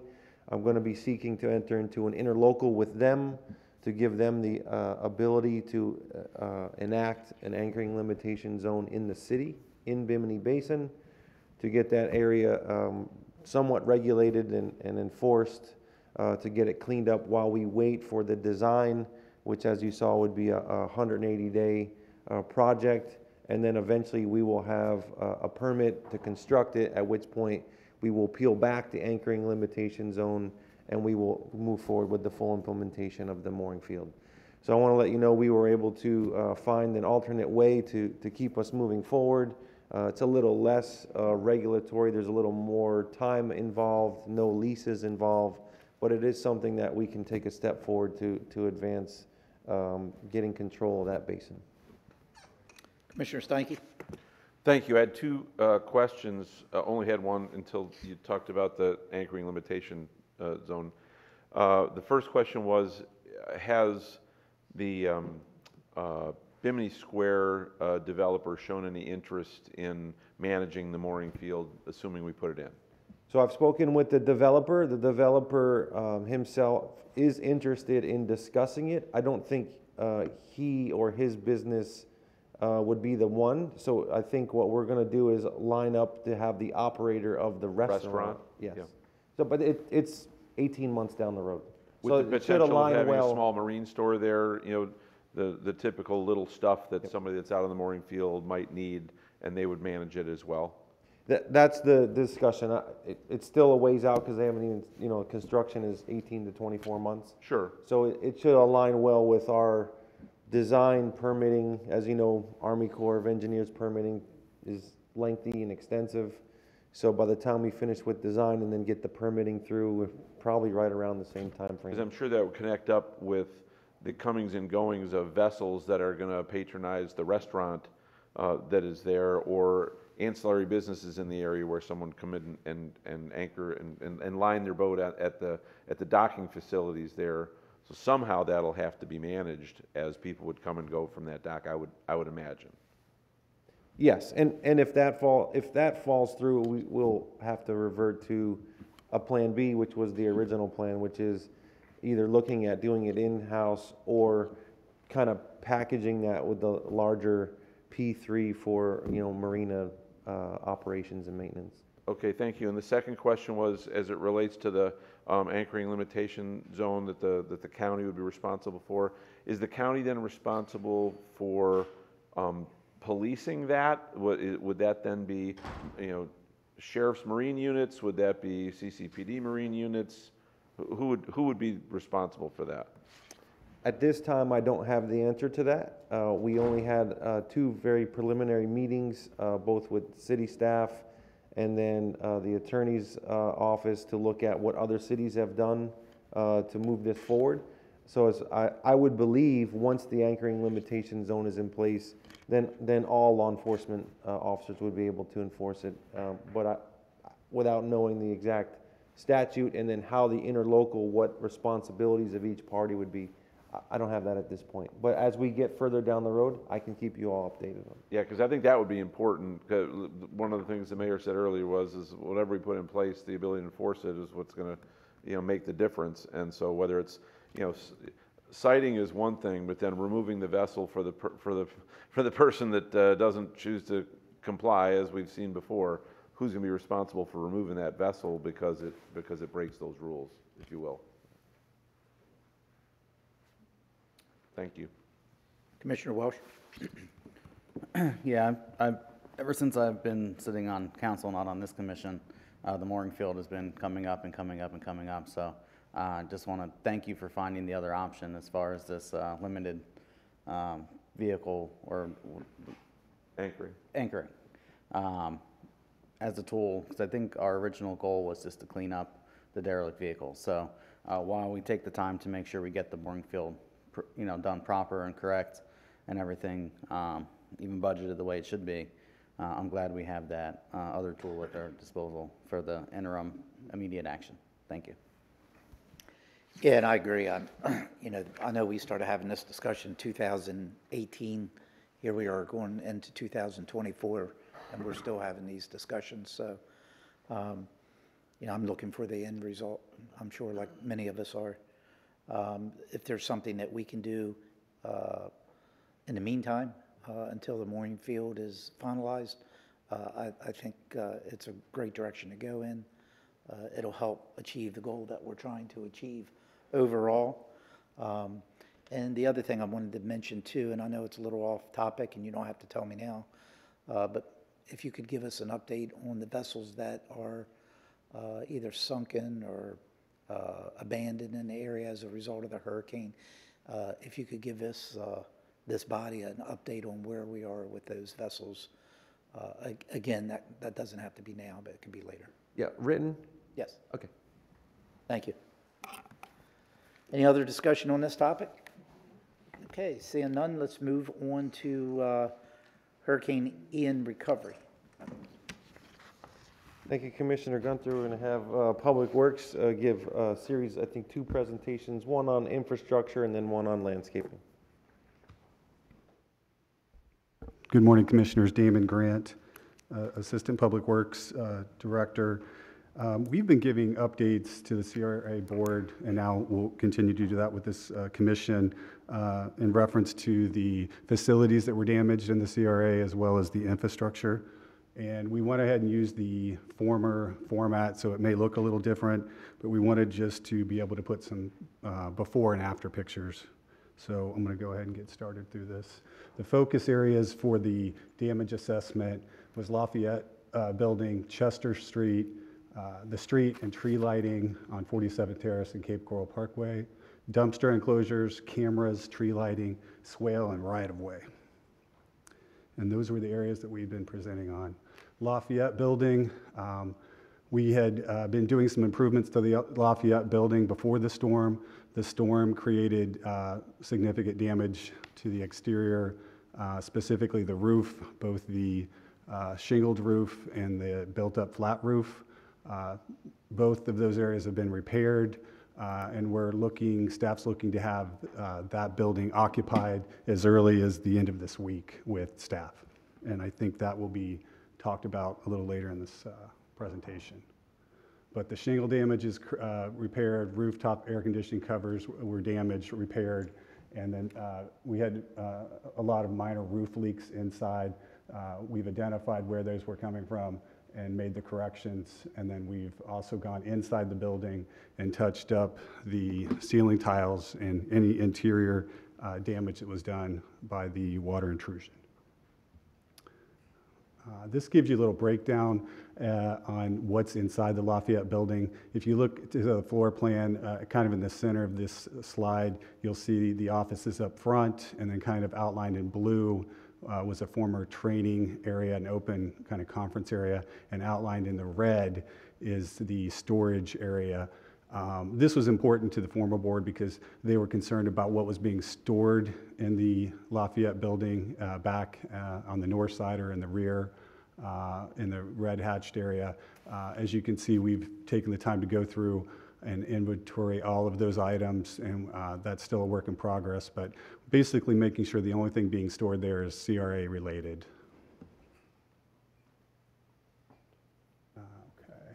Chester Street Resource Center. Chester Street was significantly damaged during the storm and necessitated a full-blown renovation to the interior. A lot of water intrusion and mold repair was needed. Tried to get some side-by-sides. It was a little difficult because of the angle of the pictures, but the one that stands out is the bottom. You can see where they've taken up the walls all the way to the studs and then rebuilt those walls on the interior. That work, again, for Chester Street Resource Center is complete and ready to be occupied. The street and tree lighting, 47th Terrace, Cape Coral Parkway, we had significant damage done to the infrastructure in the right-of-way. The utility poles were leaning. We had a lot of energizing to do, but both the 120 and the 208 energizing has been completed, and that work is done. You can see in the pictures, LCEC has to come out. These have been reported to them, but in that top slide, we still have one pole that's leaning that they're working on getting corrected. And then below that, the decorative poles with the banners. The banners have all been right size, put back on the correct side of the poles, and we do have all of those poles energized and ready to go. 47th Terrace electrical panels, again, these panels were submerged in water, probably 1/3 of the way up. Significant damage. We've been working through Haggerty and the FEMA team to get those repaired, and that work is complete as well. Those were the ones, unfortunately, that we just had wrapped, decoratively wrapped. But you can see, I think the bottom right there, you can see the water line of how high the water came up into those control panels. Dumpster enclosures, obviously with the PVC panels and the winds that we had in the water, most of these dumpster enclosures were damaged and needed repair. This one in particular is in Big John's Plaza. There's two enclosure areas. Both of those enclosure areas have been corrected and are ready for operations. This has got a lot of information on it. This goes back to 47th Terrace, where we have a lot of cameras and ITS equipment. And that center representation tells you, as we go down the street cameras for that area, the number that we have, and then the status. I think out of 46 street cameras, we have 41 or 42 that have been corrected. There's 4 or 5 that we have some fiber issues that ITS is actively, or our IT department's actively been working on. You can go down the list with the equipment that supports the cameras, power supplies, converters, grid routers, access points. All in all, we're between 95 and 100% complete with getting our infrastructure on those poles back up and running. Tree lighting, we wanted to get back to a sense of normalcy. following the storm and realizing 47 Terrace and Cape Coral Parkway, the destinations that they present to us, and we wanted to get that corrected. And they've been working the last couple weeks with the goal of getting all of the street lights, the decorative lights, anyway, for the medians and on Cape Coral Parkway, and the palms in the right-of-way on the side of 47 Terrace complete. All of that work has been completed as of last week. Happy to report on that one. Swale and right-of-way. This particular picture represents the 500 block of Southeast 47th Terrace, where we had some major problems following the storm. We tried to get some before and after. The after pictures do show some debris. Unfortunately, that picture was taken, I think, right after they had pulled some debris out of the canal, and it was waiting to be, it was being picked up by a truck that hadn't picked it up yet, but that area is cleaned up and looks good. So that completes the facilities update. Again, that was specific to the former GUARD, if you will, CRA board's concerns. So we tried to be specific to that, and we just added that to this board for an update to show you where we are with some of those issues. Omar is going to be coming up next to talk about the landscape and the strides we've taken in fixing some of those issues. Any questions on the facilities or the infrastructure? Commissioner Welch? Yes, just a question. When it comes to like the dumpster, fencing, and street signs and things like that, who is responsible for fixing that? Is that the CRA or is that the city responsibility? We repair those through the CRA, but we do back charge the CRA for that work.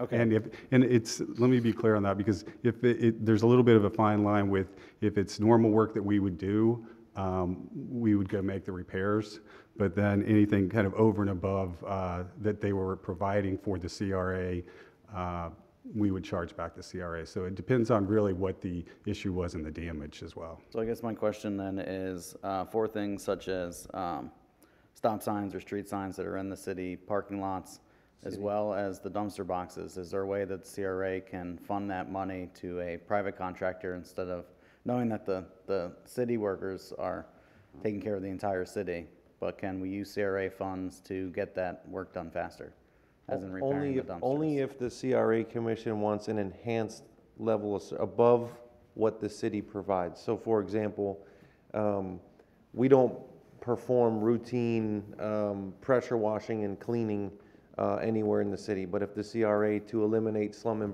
blight, wants to enact a program of pressure washing and cleaning, then that program, above and beyond what the city does in an effort to eliminate slum and blight as part of the CRA plan, can do that.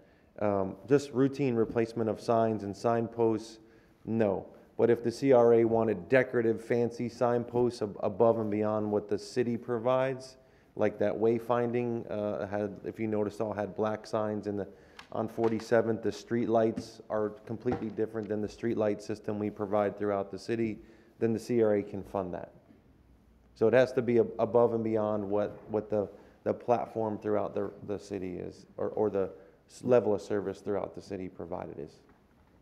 Okay, because that's something I would be in favor of, is having the above and beyond if it requires additional staffing. Knowing the amount of money that is added to the CRA, I think we need to not just spend money into giving grants to demolishing buildings, but also give the benefit back to the businesses and residents that are there. One of the things the CRA did prior to us becoming the board is they decided to fund the median enhancements on Palm Tree between Country Club Boulevard and 47th Terrace. And that was done because, those residents pay into the CRA, and it gives them the added benefit. It also makes the city look better. So if the residents and businesses pay extra to be in the CRA, I would have no problem either adding an additional employee or adding that service. As simple as, let's get those dumpster boxes fixed and locked again. This way people aren't just throwing their trash around. Because that is one of the draws to our city, is the CRA area. So that'd be something I would be for in the future. Or as soon as we can get that going, I'd like to get that going. Thank you. Mr. Executive Director, I see your light on. I just wanted to say, as the executive director, I completely agree with you, and item 10E is going to be the start of that discussion. And so I think it would be good to hold some of the thoughts and images in your mind of what the basic level of service in the city has provided in the past year compared to what I'm going to have Maureen show you, which is what the businesses and owners have done and allowed in the same area for comparative analysis. And we're gonna start this discussion here in a few minutes. Commissioner Shepard. Yeah, you spoke about the things that were taken care of already, electrical boxes, some of the buildings. I noticed the concrete trash cans that are along the sidewalks in the CRA. Is that something that was taken care of now, or is that going to be later on? If they're the green metal trash cans, we have those, and then in the Big John's Plaza, you're talking the bigger concrete with the aggregate siding. Is that the ones we're referring to? Yes. As far as I know, all of the green trash cans, as well as the concrete and mainly in the Big John Plaza is the one I think you're referring to, have been maybe not put back into place. Go ahead, Mike. There's a couple that I don't know if they were hit in an accident but the tie downs for them. So I know we had taken a note of them. I don't know if it got to you or went right to the supervisor crew. So it's okay. Possible it went right to the people that needed to address it. It may have. I haven't seen that, but if it is and we put a work order in, we'll make sure that it gets done. Thank you. I guess one couple questions I had. How many poles, LCEC poles, do we have down in the CRA area that need to be addressed? Do we have a count of that? The one that was identified for this was just the one. A lot of the CRA poles that were damaged were our poles. You know, Lafayette, Cape Coral Parkway, 47th Terrace, the green poles that we maintain, and we have those back up and running. We do have about 8 poles on Cape Coral Parkway, and we're looking into that now, mainly in front of the Cove, to see why we had a string of, again, probably 6 or 8 lights that aren't working. We're not sure if it's due to that, what they have going on, or if it was just maintenance issues. It's not uncommon for us to have, where we have to go and replace bulbs or fixtures, a handful, 4 or 5, but I think we had 7 or 8. So our electricians are down there now trying to identify why we have that many out in that one area. Okay, but as far as the LCEC poles, I know you showed just the one leaning. Is that the only one we have? I don't have a count on that, but if you wanted to, I could get with LCEC and provide something. Well, either myself or Damon, we can get with Trish at LCEC. I know there's a couple more, some that have been completely knocked over, and so I know there's one at like Del Prado and 46th, and then there's one on the southeast corner as well. Right. So there's and the reason I asked that, maybe try to get a timeline from them here. We're 15 months after the storm, so I think we're getting to a point where we have to make those repairs a priority. The other thing I just wanted to mention, I know you said that some of them have already been replaced. When you look at some of these dumpster corrals that we have throughout the South Cape area, especially on our property, I think it would be advantageous for us to take a look at masonry block walls with maybe metal gates in the front. When you look at these vinyl fencing and vinyl gates, for me, I think you're trying to install a residential product and for a commercial use, it's just not going to hold up. Just a normal everyday use, not to even mention the hurricanes, as we've seen throughout the city, all the damage. So any repairs, and I know it would be a little more costly, but let's not only repair it, let's try to make sure that for any future storms or just the everyday normal usage, that it's going to hold up a little better. So that would be my only recommendations on those type of locations throughout our city-owned property. Agreed. Thank you. Commissioner Welsh?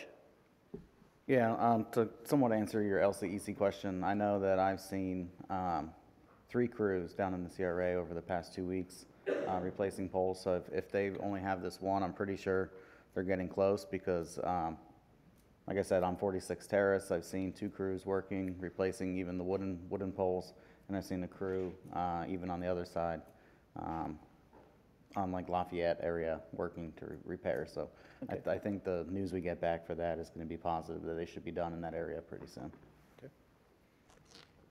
Mr. Executive Director, I still see your light on. Yes, there are several dumpster enclosures throughout the CRA in the public parking lots that the CRA is overseeing. They do have varying different types of construction materials. So there are some that are concrete enclosures, some that are vinyl fence enclosures. I know 2 of the concrete enclosures recently through the CRA were put out to be done with public art, so the outside of them will be painted. We can look at adding some type of metal architectural gate to the front of those to replace the vinyl. And if you would like, we can do a series of workups of some architectural enhancements on top of like a CBS replacement, such as a hardy board siding or a stucco lap siding or some sort of knockdown. If you all would like us to bring back a small project that we can think about for next year's budget. Mm-hmm. So we could start that discussion in advance of the CRA's budget. Yeah, and trying to have some type of uniformity, I think, is important too. And then the other aspect, since we're on this discussion, is,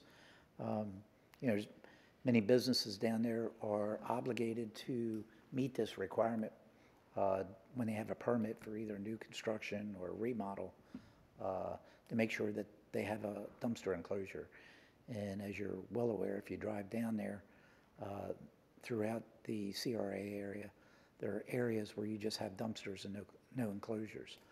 So I think at some point, once we start looking at the area and making the improvements that we want to do down there, we have to make sure that these businesses also are fulfilling the requirement that is mandatory for them, for these type of dumpsters and closures. So I think that's something else that at some point in time, or maybe our code department will have to start looking at. Councilmember or Commissioner Welsh? Yeah, I have to say, as we all learned with this last hurricane, the vinyl fencing didn't stand up at all. So if we are, instead of replacing what's currently there, looking into what the commissioner said, maybe metal fencing or some sort of, like you said, a hardy board or things like that, that's going to be more resistant to winds and weather. So I would lean more towards that than trying to just hurry up and get these fences back up, but look to a more sustainable future. Commissioner Shepard. Yeah, I have a question, just to get educated and learn, actually. In Cub Square, there seems to be a lot of dumpsters in the center on both sides. Are all the dumpsters assigned to a certain business? Does a dumpster belong to a business? Or are they all basically shared dumpsters with the community of businesses? Just to be in the know. There is one, I believe, one dumpster enclosure out of 8 that is specifically assigned to for glass bottles for the bar, and then I think number 8 on the very end is all for cardboard. Other than that, the balance of them are shared. Now they basically go to what's closer to their business, so it's not often you have somebody on the west end going all the way to the east end or vice versa. The reason I'm asking that is we're talking about the importance of square footage for parking. It might be advantageous for us to investigate a compacting unit so that we can have less space used for all these dumpsters and condense it into a smaller area. It might knock it down to 25% of the space that's being used now. So if we're going to look into making something more heavy duty, that might be something that we could probably investigate to see if it's worth looking at compacting. to take up less space, since the space is very critical. Thank you. It was reviewed probably 8, 9 years ago. And it's actually, I think it was reviewed as part of the renovation of the project. And I think there was not consensus amongst all of the business owners on whose quadrant it would go.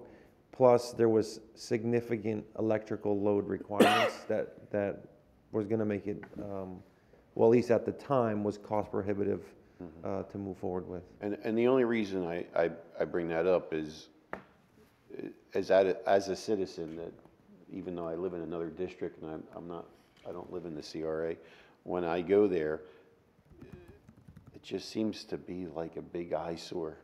The whole center of Club Square is just lined up with dumpsters.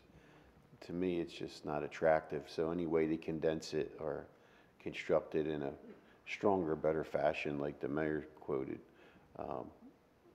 I'm for ways of making it more attractive, making it less of standing out. You know, right now it's just like bam, as soon as you pull in the parking lot, that's what you notice right away is these big rows of dumpsters. So any way that we can enhance that would be a good idea as well. Thank you. Well, go ahead, I'm sorry. I mean, if we replace the vinyl, whether it's compactor or dumpster, it's going to need an enclosure. With the vinyl, I don't know if you recall what it was before that. They were distributed all around. It took up a lot more parking spaces. It was very disorganized. So this was somewhat of an improvement. So I don't want to completely say it was a waste. But if we go to some other more architectural dumpster enclosure for the ones we control, whether it be the hardy siding or some other type of siding, we would then have the ability to affix public art, and we could make them a little bit taller and actually and make them an attractive piece that right now they can't do because they don't have the structural capacity to support that. So there's some other opportunities if we do look to budget some changes down the road. Commissioner Steinke? Thanks. I was flashing, so I couldn't turn it off. You beat me to it. If we're going to go to something more formidable and permanent, if you will, then I would highly recommend, as we look at beautification, that we look at some type of mural, something to bring a little pizzazz to the area that having a more permanent enclosure would afford us that. So I would be in favor of both, making it a more formidable structure and then using that that surface as a decoration for the area to bring beauty to the environment. Okay. Don't see any other discussion on this topic, so Mr. City Manager, any other presentation on this item? Yeah, there was landscaping. That's what I thought. Good afternoon, or good morning, the board. Just a brief update on post-hurricane recovery efforts in the CRA related to landscaping. FY 2023, we concentrated our efforts in landscape cleanup. We've completed post-storm landscape cleanup, stump grinding, removals of down material. Essential irrigation repairs caused to damage from the hurricane have been completed, and we have begun minor reforestation efforts throughout the area, as well as allocated additional funding from CRA for additional landscape refurbishments now in FY24. FY24, we are now entering into the creation of a formal budget solicitation with procurement to proceed with the major reforestation efforts needed in the area post-storm recovery, to be followed up with ground cover material replacements and other landscape beautification enhancements throughout the area. That's what I have for the board at this time. If you guys have any questions in addition to that. Any question I have is, I know we've had some damaged trees down in the CRA area, some of the medians. Do we have a timeline on when those particular trees will be replaced? We know FEMA doesn't cover the cost of that And again, here we are 15 months later, just curious when we're going to try to get those replaced. Yeah, so as mentioned, we're concentrating our efforts in FY24, I'm sorry. We are currently entering into a formal budget solicitation for that reforestation effort, so it should be going out for official bid solicitation. We are anticipating that the reforestation effort itself, the project, will be completed sometime in the winter of 2024. So we still have a whole nother year before we replace trees in the median and the CRA? No, the winter of 2024 for the beginning of the tree installation. We're going into the budget solicitation, you know, to acquire bids for that work to take place now in fall, with winter of 2020. Oh, I'm sorry. Yeah, winter of 2024. Yeah. It's a cold day out there, so we feel like we're in winter right now. Yeah, I didn't know we had one around here. I think we're both looking at each other. Like, Today was it. Yeah. Yeah, so they're out today, right? I understand. Okay. All right, so it should be coming up here in the beginning of the year then? Yeah. Okay. That's the only question I have. Commissioner Steinke. I know in the previous CRA meeting, and it was mentioned a little bit earlier today, it was approved to use some funding for the palm tree median. Where do we stand with using those dollars to that end? I just signed the contract for the designer to perform the access management, which is going to be the curbing and curb cuts. That's the first project that takes place now due to some changes in the Green Book design standard for roadways. Once that's complete, I think that was a 180-day, 6 to 7 months project. Then we turned that design over to the landscape architect, who then figures out where to bring in the irrigation, where to put things based on elevations and curb cuts. The process for getting the actual tree or shrub in the ground is about 18 months after allocation of funds. So there's 2 steps in the process to even get to the point of bidding. So we're about 2 months into that right now? Yes, so they just did that, they just amended their budget to add that. I just approved the contract to do the access management. That'll be the first step. They'll have to do surveys, get all that work in, figure out elevations, where they're gonna, if they're gonna close any accesses, open any. They'll add turn lanes, so right now where there are no turn lanes, they'll add a turn lane to get you out of the roadway. Once that's complete, then that design for what the new roadway cross-section will look like goes to the landscape architect, who then takes that vision and puts in visibility triangles, roadway clearances, and then starts figuring out the palette, and then where access point is for utilities, for the irrigation, where to put the controllers. So we're about 2 months into the 18 to month process. Okay, thank you. Commissioner Welsh. You said access management could take how long? 12 to 18 months? Yeah, 2034. We're actually in the access management phase right now. We're in the tail end process of the access management phase, and what we're doing is we've already reached out to a design firm for the landscape design component of this, and that process is in procurement right now to be vetted to then be presented to the board for further. I guess my question is, when we put these timeframes on, is that at the whim of the city or at the whim of the firm that does it? Does the firm say this is going to take 16 months and we just say okay, or do we say you have 8 to 16 months to complete this? It's both. It's what we're looking to accomplish, but also what they're able to perform. And if we don't like their duration, we tell them that we want it done sooner. And if they say they can't meet that because of other, the capacity that they have in the firm or with the designer, then we have the option of accepting that or going to another firm. And we've been canceling negotiations with firms because they can't meet our timelines. Okay, yeah, because like we've all seen, to take 3 years to do one median seems like a very, very long time. And I'm just curious on the process. Thank you.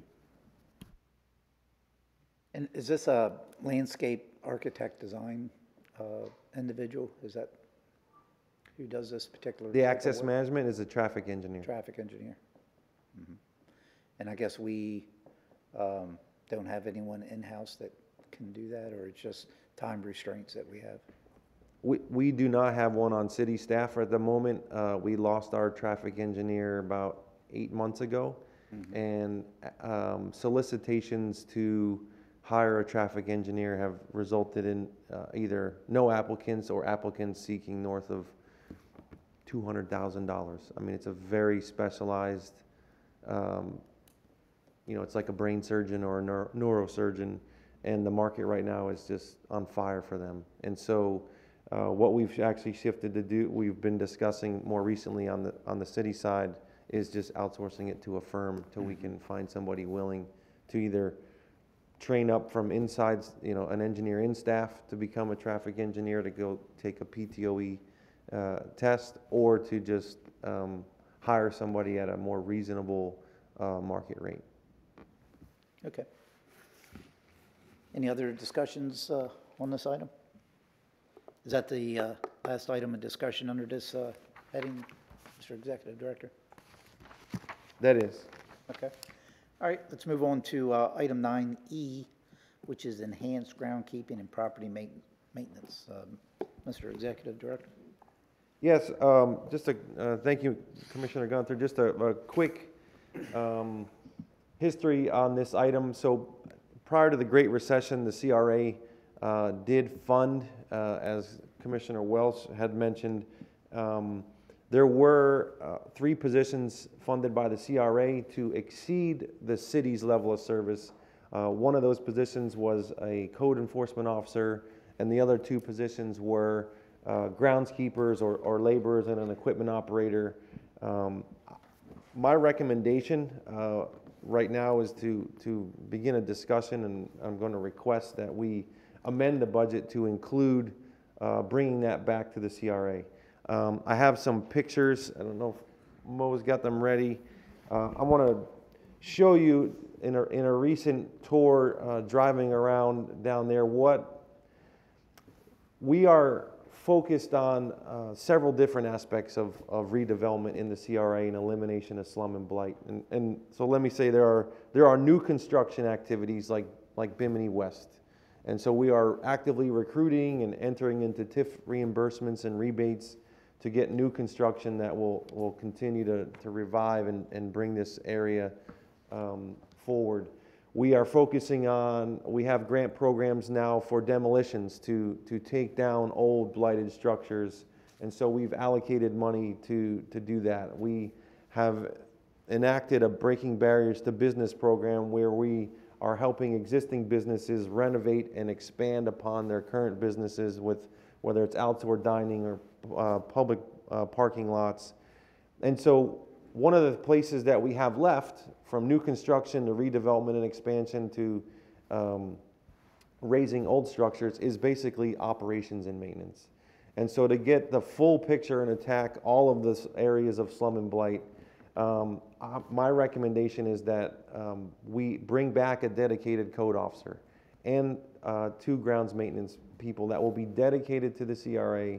All they do every day is show up down there, drive around, clean it up, and get the business owners to do their aspects.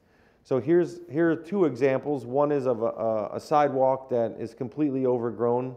It's on Miramar Street. You see it's impeding the sidewalk. It's in the parking lot, and it's also overflowing the curb. This other one is over off of Del Prado, but it's looking down, I think, 46th. You can see the business owner in this place has literally let the tree suckers grow to a point where the sidewalk is impassable. So both of these would be an area where a code enforcement officer would knock on the door. You have to get this cleaned up. You've got 2 weeks to get it done. If not, I'll be back with a citation. Next. Another tree situation on the left, and you see a sable palmetto where it's overgrown basically the sidewalk, inaccessible, And then on the right, you have somebody doing a great job maintaining the sidewalk, but they're letting the green strip grow and on the curb. And so this is probably just an educational notice to the business owner, whoever their property maintenance contractor is, hey, you have to edge all of this. And for the one that's on the left, it's, that's just growth that has not been maintained, or they don't even know it's growing there, or whatnot. Another area of just grass growing. And then on the right here, you see a picture of a food truck or food trailer that's parked on a property, cone set up, sits there day and night. And so the idea is we bring a code enforcement officer to the downtown area. They sweep through the alleys, they sweep through the roads. They're constantly working on dealing with the business owners. They have a hands-on approach with all the business owners down there. Any issues that come forward, we don't have to worry about anybody sending it into 311 and it getting wrapped into the officer who takes care of that entire district. Now we have dedicated business. And then with the groundskeepers, the same exact thing happens. If somebody takes a shopping cart from Winn-Dixie and walks it down to Lafayette and leaves it on the side of the road, they go pick it up and bring it back. If somebody drops something off a truck, they're right there picking it up. If there's pavers that need to be re-leveled, they do that. In this picture on the right, you see some grass growing through some of the concrete. They'd have spray on the back of the truck and just take care of this routine maintenance stuff. They can go through alleys, get rid of any vegetation that's growing up along power poles or infrastructure.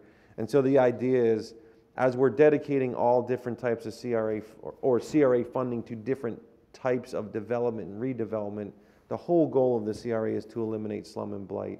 And I think by adding these 3 positions, the return on investment for what it would take I think we would see tremendous turnaround in 6 to 12 months. So I would just like to hear some feedback.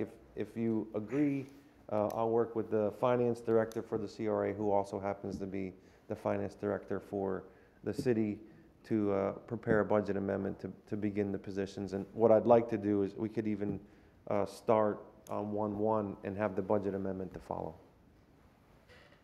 Just real quickly, as far as vehicles, equipment, that sort of thing, do you think we could get that in place as well during the same time we're trying to find these individuals and get them hired? Will they be contractual employees? The employment relationship with the CRA employees, they are actually employees of the CRA.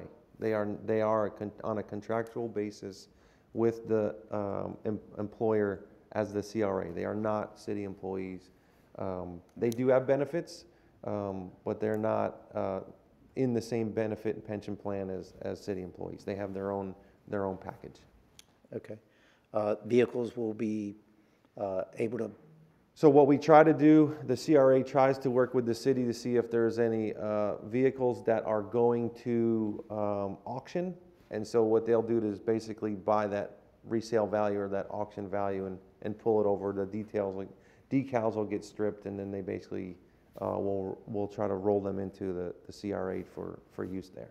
There will be some purchases of small equipment like weed whips, blowers, edgers, right, sprayers, stuff like that. And one last question for me: will these vehicles be marked and identified as like CRA South Cape District? In other words, if we have a code officer that's down there, are they going to have a vehicle that looks like the rest of the code officers throughout the city, or is it going to say, CRA South Cape District or something to that effect, so they're identifiable as CRA? I haven't thought through that at this point. If the South Cape would like, there is a South Cape brand. We can easily get stickers made up with that to put those on the vehicles. Okay. All right. Commissioner Shepard. Yes. I spent a few hours driving around with the city manager and the CRA just to get familiar with it, since I'm going to be part of this board now. And even though I don't live there and I don't have a business there, what bothered me was some of the pictures that were shown. CRAs about blight and removing blight, and all these years they did do some wonderful things, but it seems like the simple things were ignored. I'm hoping that we can take care of the simple things. To see the grass like it looks along the sidewalk, to see overgrownness to the point where you can't even walk on the sidewalk, to see behind some of the businesses in the alleyways, they just, some of these businesses just store stuff they feel like storing.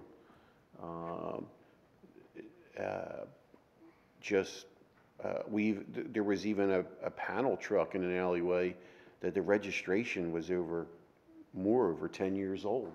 It was literally sitting in the alleyway probably for longer than 10 years, and nothing has ever been done. Like I said, I know like good things were done, but these simple things can have a big impact on the appearance of our downtown. Empty lots that aren't developed just accumulate debris, overgrownness. I believe one of the pictures that was shown to us was one of the empty lots in the CRA. That literally the lot overgrew so much it started growing over the sidewalk, the infrastructure.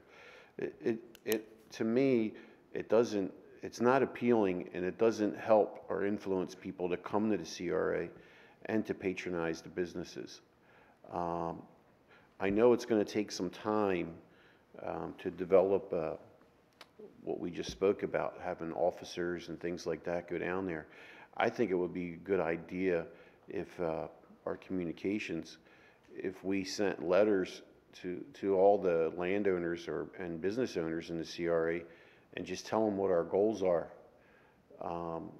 instead of maybe an officer being their first line of communication, telling them, hey, you know, this has to be cleaned up or that has to be cleaned up. Maybe we can just send them all a letter saying, hey, this, you know, these are some points that we're going to be checking on, and it'd be nice for you to look at it and maybe implement cleaning things up. You know, I don't look at it as picking on any businesses. I think we all want what's best for the CRA. We want all the businesses to thrive, and I think just cleaning up down there, making it look nice, and creating a force that can keep on top of the maintenance, because I am not blaming anyone. I think as a community, we're all responsible, but it's going to take some time to put that crew together. So if we can get the word out somehow, with maybe what we're looking for, a little help and support from the people in that area that have properties, that we would appreciate it. I also noticed some things I'm not sure, maybe the city manager can reflect on this. We've saw some areas where I believe the power company is responsible to keep clean. I'm not sure if all them areas were in the CRA, but I'm pretty sure that our city manager is going to reach out to LCEC as well. So I think as a community, we all have to do our part. We got to get our CRA looking sharp and clean. I'd mentioned, to me, old buildings don't bother me. It doesn't have to be brand new and shiny, but being clean and orderly, I think make a big difference in our appearance and being successful. Thank you. Commissioner Welsh. Yes, I think this is, like as I brought up earlier, something that we need down in the CRA. I thought of it just before Commissioner Gunter said it, how we procure the vehicles and they become stripped of all city markings and things like that. I am in favor at that point in marking it up and getting some branding out there.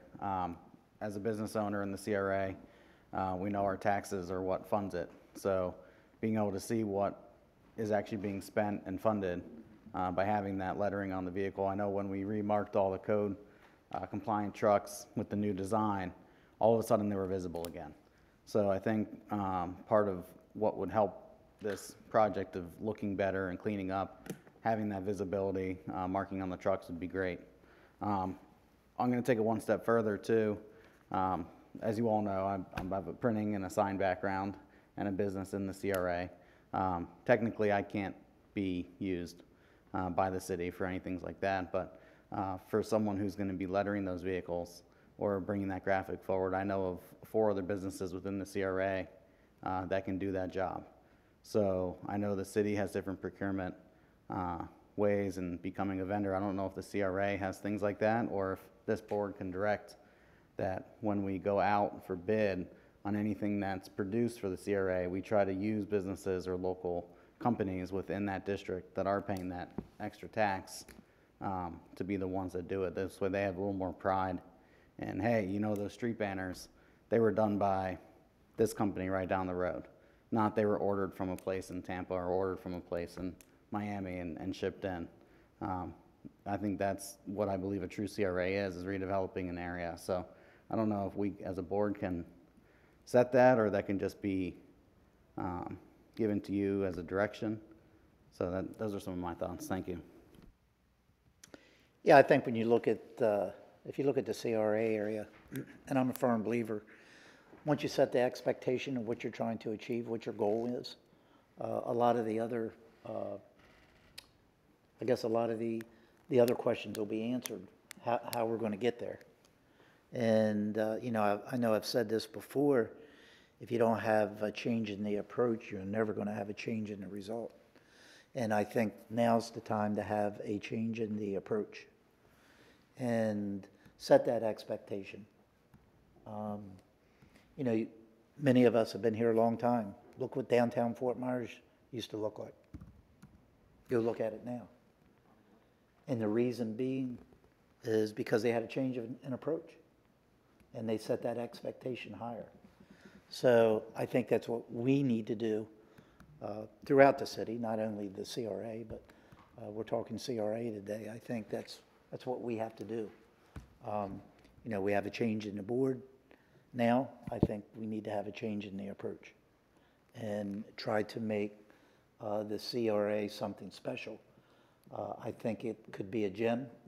It just needs to be polished up a little to make it shine again. So I think that's our job to do that. Thank you. Anything else on this topic? Yes, sir. Just an idea out there. I know other communities do this. I think it would be a good idea to show appreciation for the businesses in the CRA that really show some pride in the community.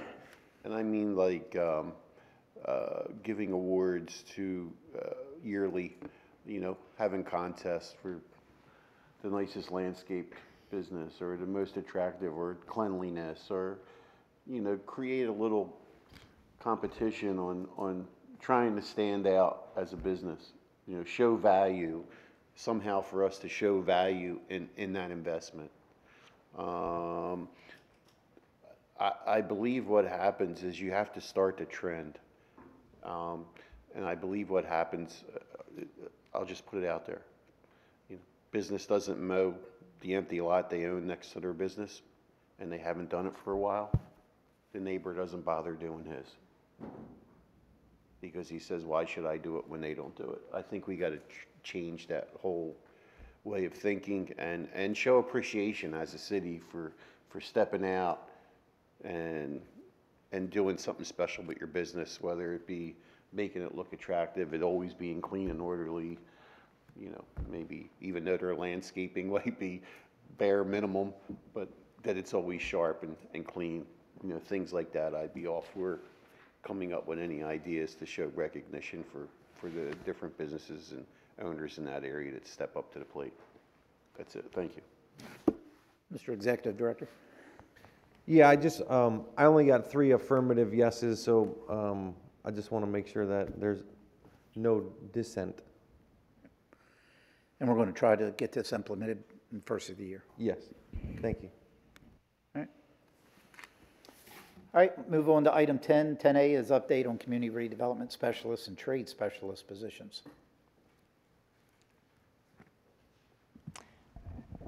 Maureen Bice, Assistant to the City Manager. The CRA is getting ready to onboard 2 new employees. The CRA Redevelopment Specialist starts November 30th, starts tomorrow. Her name is Gwen Carlisle. And the Trade Specialist position has been filled. An individual by the name of George Halliday, he starts on December 4th. So that's the update on your existing CRA positions and where we're at in filling those positions. Thank you. Any questions on that? Thank you. Move on to item 10B, CRA project update.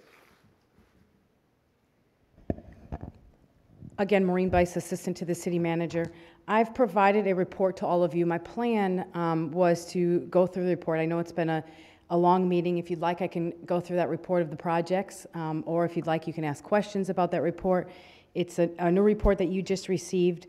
Moving forward, the plan was to provide that report in writing as part of backup for your future meetings, and then giving all of you an opportunity to look at that before the meeting and ask questions. But it's up to you and how you'd like to handle it today. If you'd like me to go through each one of these projects, some of them we've already addressed today. But if you'd like, I can go through them quickly, or we can just answer questions. I have staff here who can answer specific questions about the projects. It's entirely up to the board on how you'd like to proceed. Thank you. I know we have received a copy of the report. Does any commissioners have any questions? Do we want to maybe add this to the next agenda item in our next meeting to maybe have a follow-up discussion on it? I'd like a chance to review it. Yes. Yep. Yeah, mine too as well. So thank you for the report, and if we could add this to the agenda in our next meeting to have a more in-depth discussion. Yeah, the plan was to each meeting have this as a standing item on each meeting with updated reports. Great. That way, all of you will be provided the report in advance when the agenda comes out, and then during the meeting, you'll have an opportunity to ask any questions. So you'll get an update each meeting. It'll be Okay, sounds great. recurring. Appreciate the information. All right, item 11, comments from the board. Do we have any board comments? Councilmember Welsh, was your light on from before? Yeah, Do you with have- the information that we have a new, 2 new, I guess I want to say employees there. The one, not the maintenance specialist, but could you provide contact information to the entire board? So if we want to reach out to that individual once they start to share some of our ideas and get thoughts with them to the entire board, would be great. Absolutely. And we'll bring her to the next meeting so that all of you have a chance to meet with her. She'll be working from the CRA building on Lafayette Street, but I'll make sure all of you have an opportunity. Yeah, some contact before the next meeting, because I know we're, every other month, so I'd like to at least find and meet and greet and see where their plans are for the CRA. I'll arrange that, absolutely. Thank you. Mr. Executive Director? Yeah, I just wanted to make sure, I don't know if we covered it. So the plan, I know I did with the previous board, the plan for all the CRA staff is to be housed and run out of the Lafayette Street building. It just underwent a full re-roof, a renovation. We eliminated the skylight window that was leaking in the building. You saw some photos on how we cleaned up the back half with all the storage, and we're in the process of ordering equipment and furniture and fixtures for the staff. So there'll be the specialist, the admin specialist, the trade specialist, a project manager, and then the code officer, and then the 2 staff.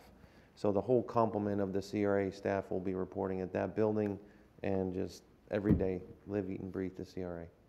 In my understanding, the staff will report directly to the Executive Director. That's correct. All the staff report to me. Okay. Is that all, Commissioner Welsh? Commissioner Shepard?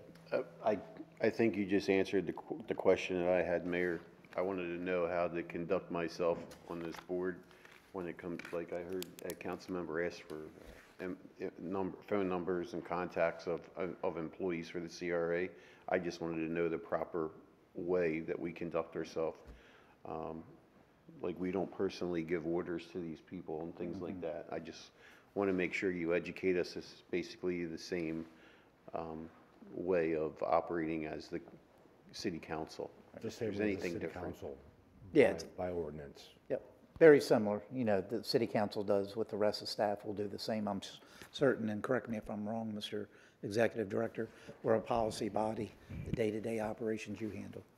Yeah, just as I do with you all, with my department heads, I think is what Councilmember Welsh was asking, the new employee that's coming in that, and so what you would see is that person runs the agenda, runs the meeting, does the minutes. So I mean, you might even see some of the clerk's office who've been filling in pull back depending on what level of support we want to have there, or maybe there's some training to onboard that person with our software and systems.